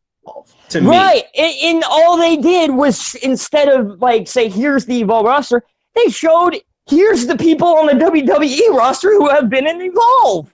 I'm like, what? This is ass backwards. That's my point. Exactly. I agree with you 100%. It didn't come authentic in a sense. We do not disagree at all on this one. Yeah. That's why I was telling Jay the whole time. I was like, the people in the crowd were there for Adam Cole and Matt. Oh, they were Gargano. I mean, I would think he. That's right. I keep thinking he was known to be there for some reason. Wasn't he in Evolve at all? He wasn't Gargano, involved, but he didn't have a match on this card. But you got to think, if they're gonna do a WWE Evolve thing, you got to or on the WWE Network, you got to think, okay, who's been in Evolve? Oh, Gargano has. I bet he's with NXT. Putting two and two together. Oh, he'll probably be on tonight if you're a Gargano fan. Just saying. I mean, Mr. Evolve at this point, but there you go. Well, that's even more my point. You're making my point. But that's the point I was making. I was like, they didn't really. It really wasn't like a. It was more, like I said, it was more like WWE saying, "Hey, we can promote people too." And I got nothing. The Street Profits were there, and they were Evolve Tag Team Champions. Why weren't they there? Dude, all they were doing, in my opinion, they were trying to get in on the indie wrestling craze, like quote unquote indie wrestling craze, and I think they used Evolve for that, in my opinion. I mean, they didn't have to. Hell, they got NXT. It's practically. But NXT doesn't have that independent feel because it's on the WWE network. The WWE has already killed that feel, in my opinion. Bullshit. That shit has. I'm talking about. It's on the network. I mean, truly independent feel. Like Evolve still has it's grassroots. Like it doesn't have a TV deal, like anything like that. That's what I mean. WWE and AEW independent wrestling online. I'm just saying. I'm hearing rumors that Evolve might get a show on the network soon. So I'm just saying. But I think they were doing that anyway because they were pushing out surveys about highlighting other shows. Well, no, they were not necessarily Evolve. Yeah, they were going to be doing. They were going to be doing. Partnering with people that they're already working with to push more wrestling on the network, right? But from other companies, right? Yeah. They put out a survey for that. I heard Impact was really close. Yeah. Anyway, so back to the card. Brandy Lauren pinned Shotzi Blackheart. I think. Oh. Shotzi Blackheart. She had. I think there's something there. She looked pretty good. She took a nasty spill on some chairs. Yeah, I mean, that was a good match. I will say that match, and that match, I mean, that little part has been like it was a viral thing in the wrestling community. Like people were sharing that, and they were like, "Oh my god, where the fuck can I watch this?" And they're like, "It's on the network, bro." And they're like, "What?" Brandy Lauren, perfect heel, probably gonna be something big because first she had interference. From every single angle, really stack the deck against Shotzi. Honestly, good psychology match as well. Yeah, and it was a good highlight for the girls because considering that that was the only women's match on the card. Yeah, do they have a women's it championship? It wasn't a squash.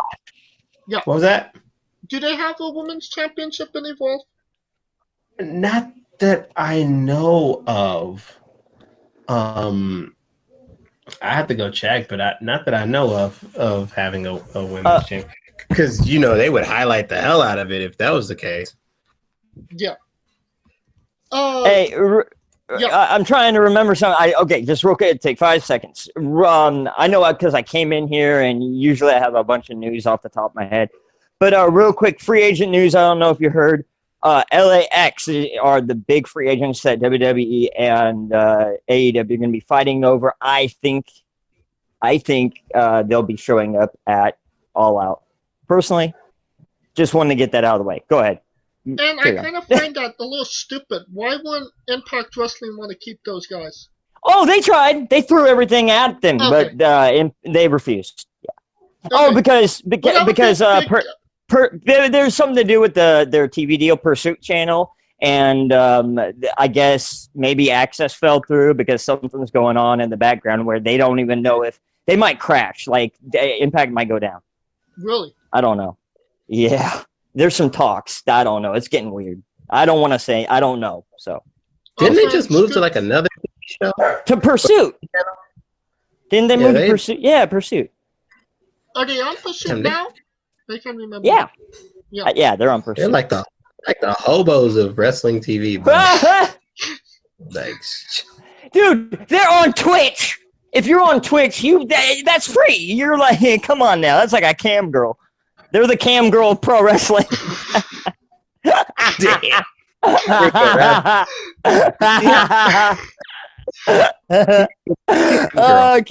Okay, let's move on.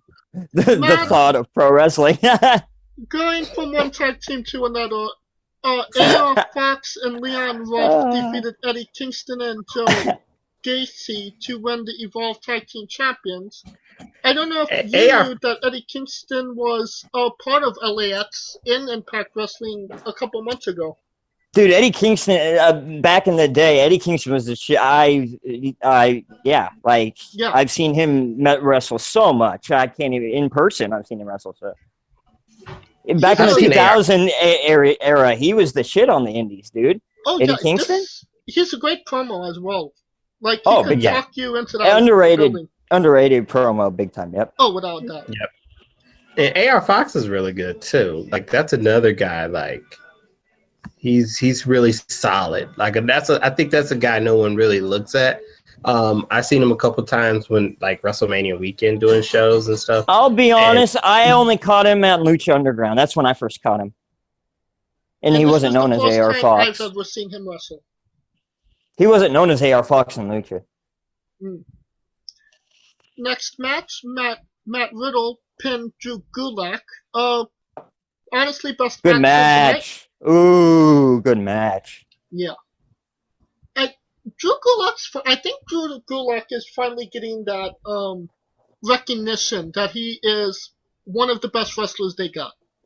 Yeah, okay, real quick. They brought Ali over from 205. They brought Cedric Alexander over from 205. What the hell are you doing not bringing over Drew Gulak? He's, in my opinion, he's money. And he doesn't deserve, like, back in the day when they had the cruiserweight or the light heavyweight division, like you'd see Dean Malenko there, you'd be like, "What the shit? He deserves way better than that."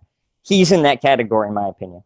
He deserves better. He deserves to be fighting. Like Drew Gulak, like I could see him, going for the Intercontinental Championship, shit like that. And every night he's proving it with great matches. Oh yeah, for 2 years consecutively, night after night, he's proven it. At least 2 years in WWE. At least. Just WWE alone. What has he got, Kaliko? My internet went out. That got flipped out. Flipped me out. This is supposed to be the strongest country in the freaking world, but we spent all of our money in military power instead of really good internet. Our internet sucks. Yeah, our infrastructure sucks. Oh, it's good. It's horrible everywhere. Mine's horrible, and I live in a rich area. Kaliko, how will Drew Gulak prove that he's the best wrestler on the roster?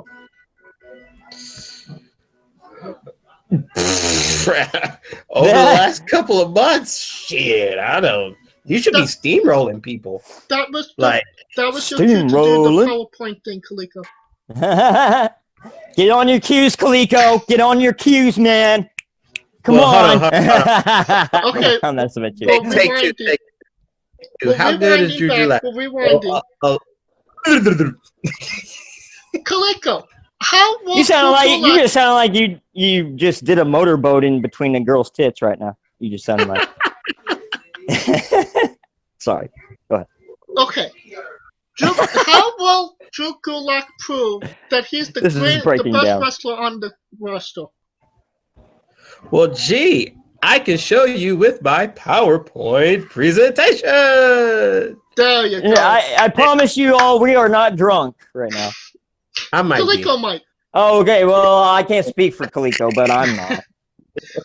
All right, next match on the card, Austin Theories defeated J.D. Drake to unify the Evolve and WWN titles.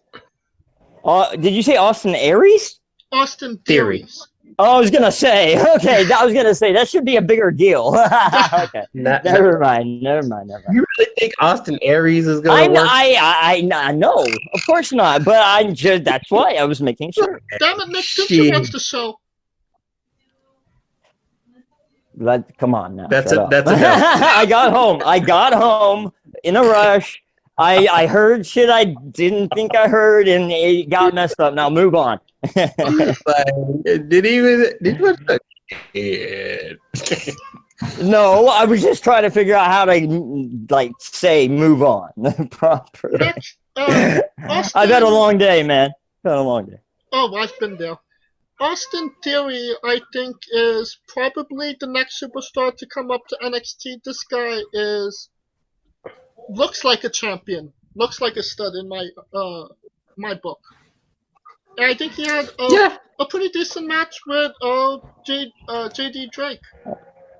Yeah, it was basically to highlight that guy. that he might be next on the tryout list. I mean, I think he's had a tryout before, so it's not like he's on the radar. He's if only not 3 years signed into already. the business, so he's still got time. True, but it doesn't stop WWE from taking him and developing their style already, if that makes sense.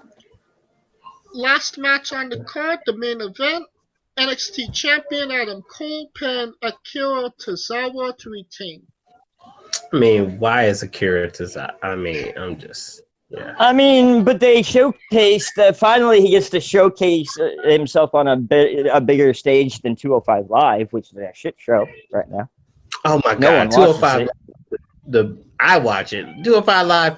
It's good, dude. You can have good action on any show if you don't properly if it just sits there and it people don't even know why it's there or it's not properly promoted. It doesn't matter. No one's gonna see the good shit. That's what I'm saying. Nobody's watching.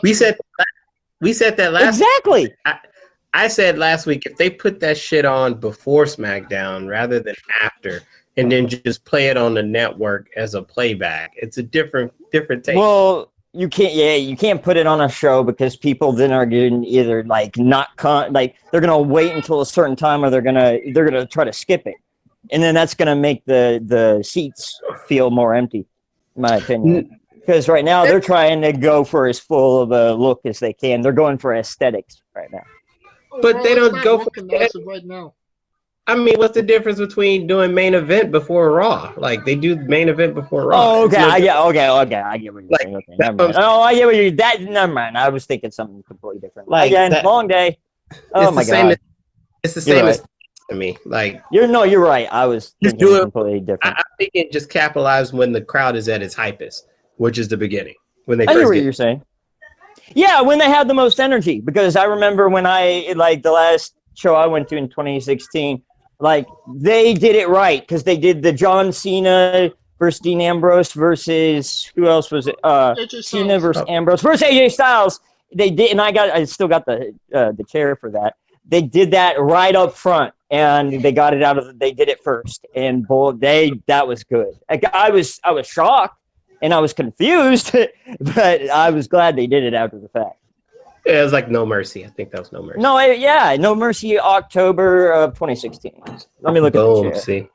Yep. I remember. Yep.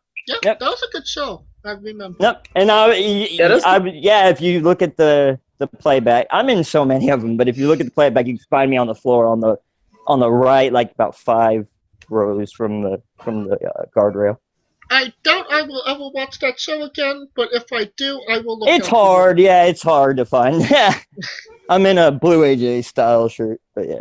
Cool. So cool. Obviously, you wasn't here for the duration of the show. What was your thoughts on the AEW show, The Fight for the Fallen? Me and Kaliko kind of shit all over it.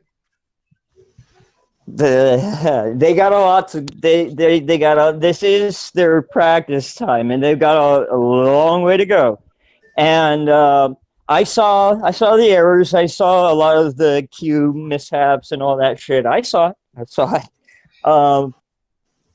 They, like I said, and I've said this many times before, the big hype that I had around the AEW, and still do, is the fact that they changed the pay scale immediately for the boys in the industry.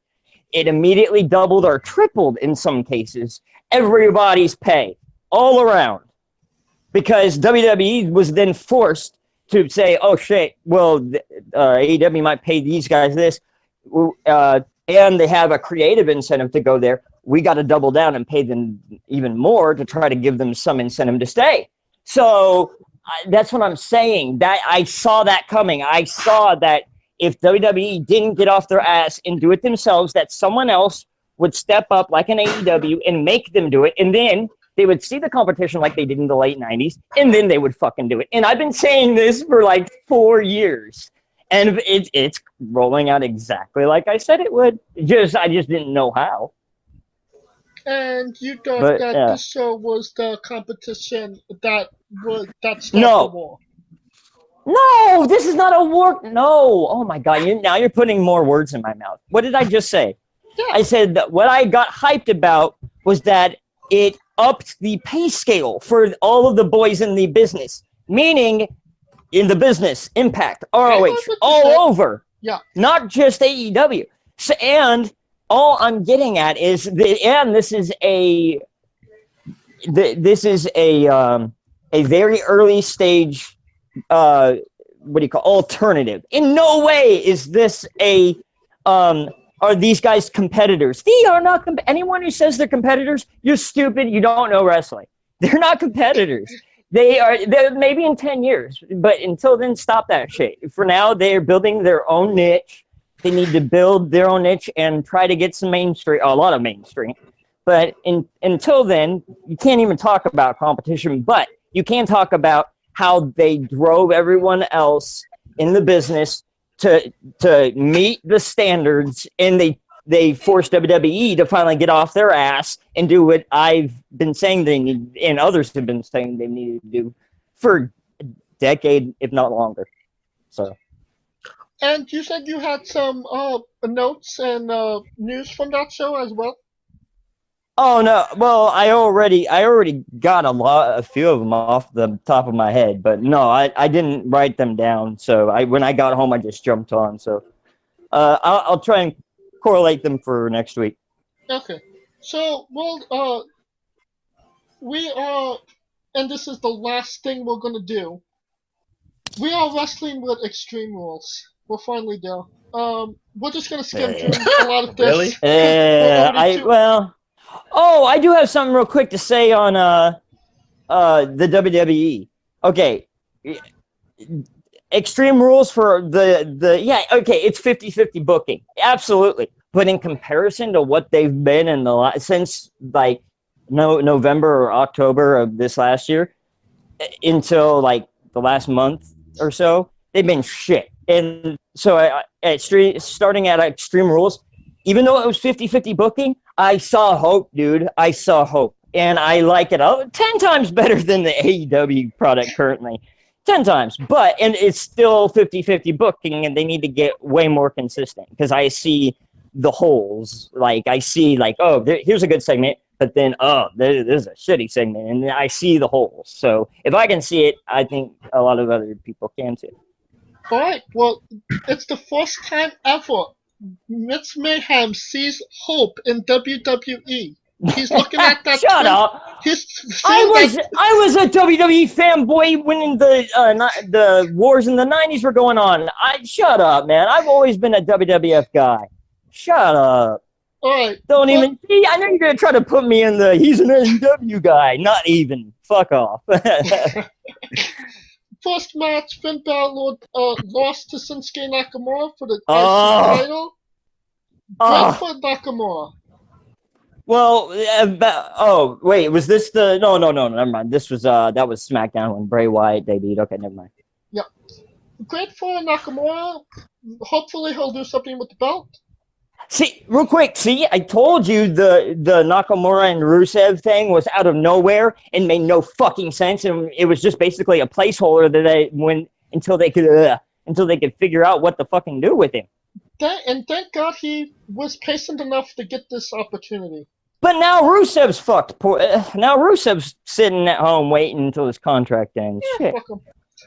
Whoa! Dude, Rusev's a great talent. They're both great talents. And that's what I'm saying. Like, they have so much great talent just being wasted. But they're a business. They don't want to just let them go because of the wrestling boom. There's going to be a company that'll pick their ass up and, try to help their roster. And any WWE guy right now will help most wrestling rosters right now. So Drew Gulak defeated Tony Nese for the Cruiserweight to retain the Cruiserweight title. And how did he win, Kalika? By his PowerPoint presentation. Yes. Redemption for Kaliko. Yeah. Roman Reigns and Undertaker defeated Shane McMahon and Drew McIntyre in a Extreme Rules match. Fuck what you expect. Yeah. Get Shane and Baron Corbin off TV. The Revival beat the Usos to retain the Raw Tag Team titles, progressing that Yeah. storyline. Yeah. Oh, my Well, I arm like hurts. both. I like both. So arm is I'm okay with it. I I'm not. understand it. I'm not. I love the Usos boys. I love the Usos too. I met them at Mania 20 or 31, but I love me the Revival too. I think both could be champions at the same time. Yeah. Aleister Black. There's two tag titles. Aleister Black defeated Cesaro. No and it's brand split LOL. The brand split literally means nothing anymore. So yep, but I mean, yeah. no, it's absolutely no. It's dude. The wild card rule is a joke because there's more than like 4 or 5 people that switch per. Like I've counted it every week. Like I'm like, wait, wasn't he supposed to be on the Raw roster or the SmackDown roster for Raw? You know what I mean? Like I see it and I'm like, that makes no sense to me. So what was you gonna say, Kaliko? I was gonna say, yeah, considering that you had a SmackDown guy beat a Raw guy. right? Thank you. That's what I'm saying. Bayley defeated Nikki Cross and Alexa Bliss to retain the Women's Championship. No surprise there.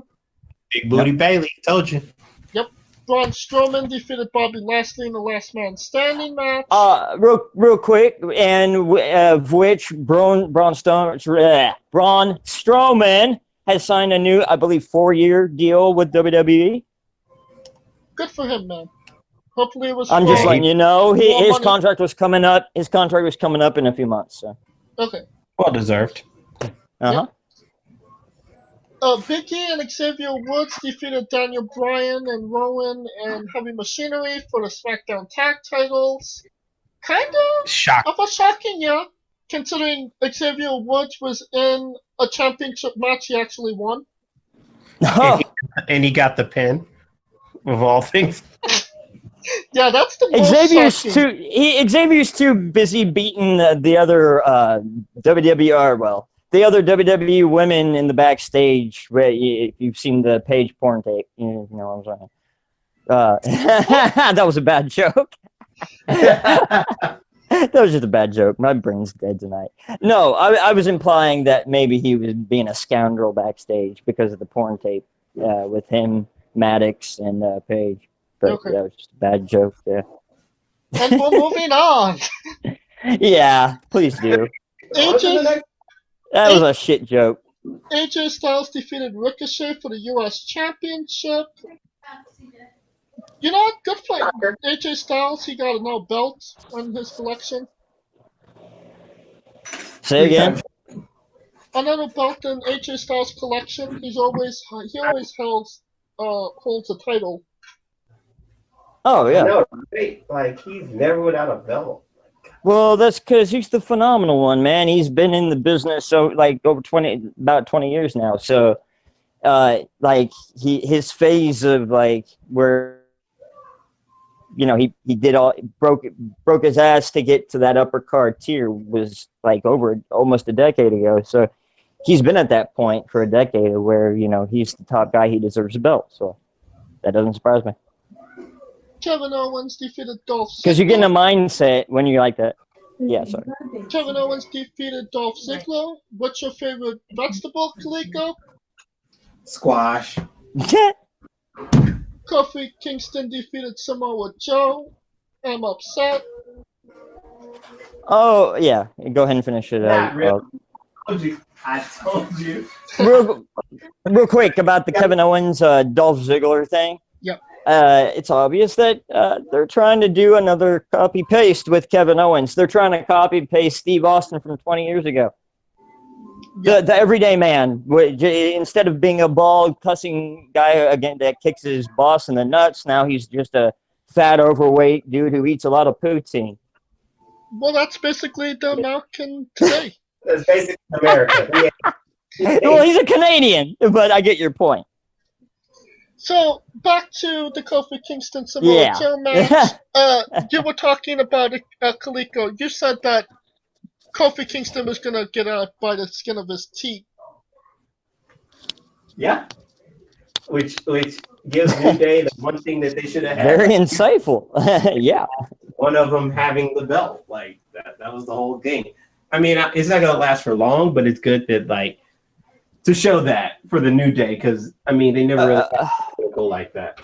And real quick, what about Samoa Joe lose? Dude, every time he gets a chance, they just squash him. It's like, I don't think it's gonna be really hard to get people to take him seriously after all the times that he's been in the main event and then just been rolled over.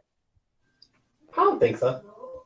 I do. Every time he gets a title shot, every time he's lost. Every time in WWE. But it makes it for the main title. I think it makes it special when he actually does win it, because if that's the thing, I don't know if they have any confidence in him. I mean, if he's in the main event this many times for the championship, then that means they trust him. They trust him to be the guy to get beat, not the guy to carry the belt. That's different. Those are two different things.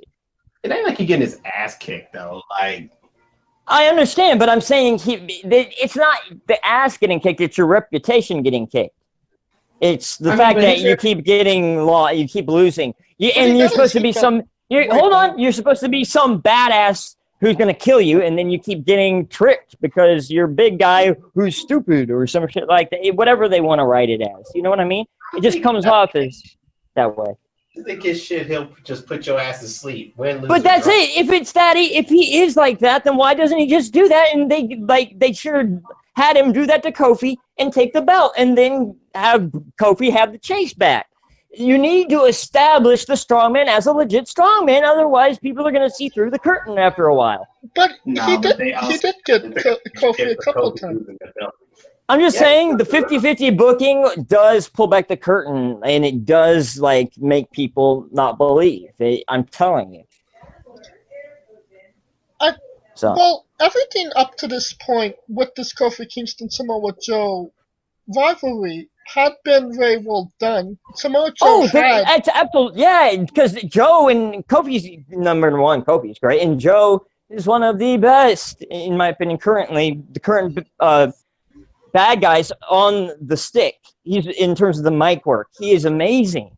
Like he's already one of the best wrestlers. When Samoa Joe had been it's execution by him. It's execution by him. It's the booking that he's not winning all the. What? I'm talking about at the end when they don't give him. Like they book him to be strong and then he loses. But before every that, time, he choked Kofi Kingston out 3 times leading. But he never got a pin. You can do that all you want. What I'm saying is that's bad booking because they never showed that he can dominantly defeat him. They just showed he can choke him out and then leave him there. What does that prove if you don't take the belt? No, he actually. It was in a match and it was a tag team match, but he won. Okay, but it wasn't I'm talking about for the title. And the people need to see the guy hold a title belt and raise it up. And it's a what do you call it? An optical thing. I know it's hard to explain, but it's just part of the psychology of wrestling. It's hard to explain, but it's just something I know. That if they did better with Samoa Joe, I'm telling you, Joe would be the top guy right now, and he still can be. They haven't completely dropped the ball.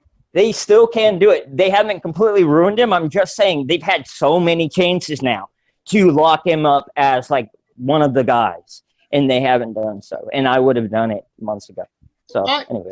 Last match, Seth Rollins and Becky Lynch beat Baron Corbin and Lacey Evans for the Universal and Women's Championship. Not the story of the night. Brock Lesnar came out and beat the shit out of Seth Rollins and won the Universal Championship after cashing in his Money in the Bank. I mean, he kind of did it to his face, but a little. The only cool thing was the Baron Corbin's Deep Six on Becky Lynch. That was kind of cool. They just for WWE's, because that was like WWE was always anti, mixed gender matches. So it was just shocking to see that in the WWE ring. True. But Other than that, just a match. Just a, we kind of saw this coming, honestly. I did, at least, maybe. No, Kaliko was going for Baron Corbin and Lacey Evans to win the match last week. Oh, no, I knew that. No, because then I knew if you did that, you would have so many angry fans. And like, if you thought the people, I thought if you thought the people were pissed in March or February or earlier, dude, come on now. Lacey Evans is one. Lacey Evans was one thing, but I gotta, you mentioned it, so I gotta cover it in case it wasn't a joke. Dude, it was a joke. Lacey Evans is horrible than Baron Corbin. I'm just saying, I have heard that as a legit thing, though, from people. People have said it and believed it. Oh, Oh yeah. You're talking to one people, Mitch. We're just covering wrestling. I'm just covering like every aspect, and I have heard that many times. Yeah. I'm not saying that you guys think that. I'm just like, yeah. Yeah, but like, Kaliko was like, I see them winning. It's Baron Corbin's in the match. Right. Don't lie. Well, you know how I feel. Alright, and that shall do it for this edition of Wrestling with Entertainment. Mitch, try and be on time this time. Yes, my ghost will be on time next time, I promise. This was my ghost today. Well, who are you going to call? Aunt Jemima. Aunt Jemima. Aunt Jemima? I'm hungry. I want some pancakes. Yeah, well, let's call them. They down here for call them. On the note of we're gonna eat pancakes, please like, subscribe, comment if you enjoyed the show. If you want to find Mitch Mayhem and give him grief for being late, where can they find you?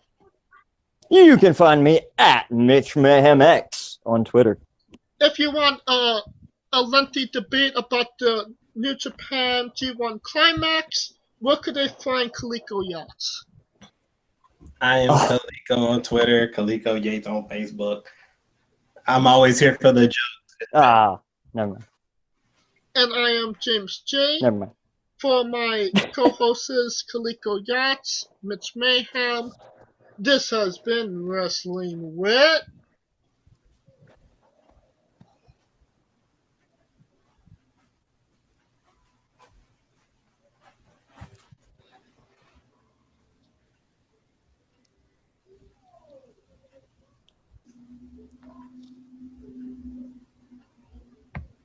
Entertainment. There we go. Boom, shakalaka.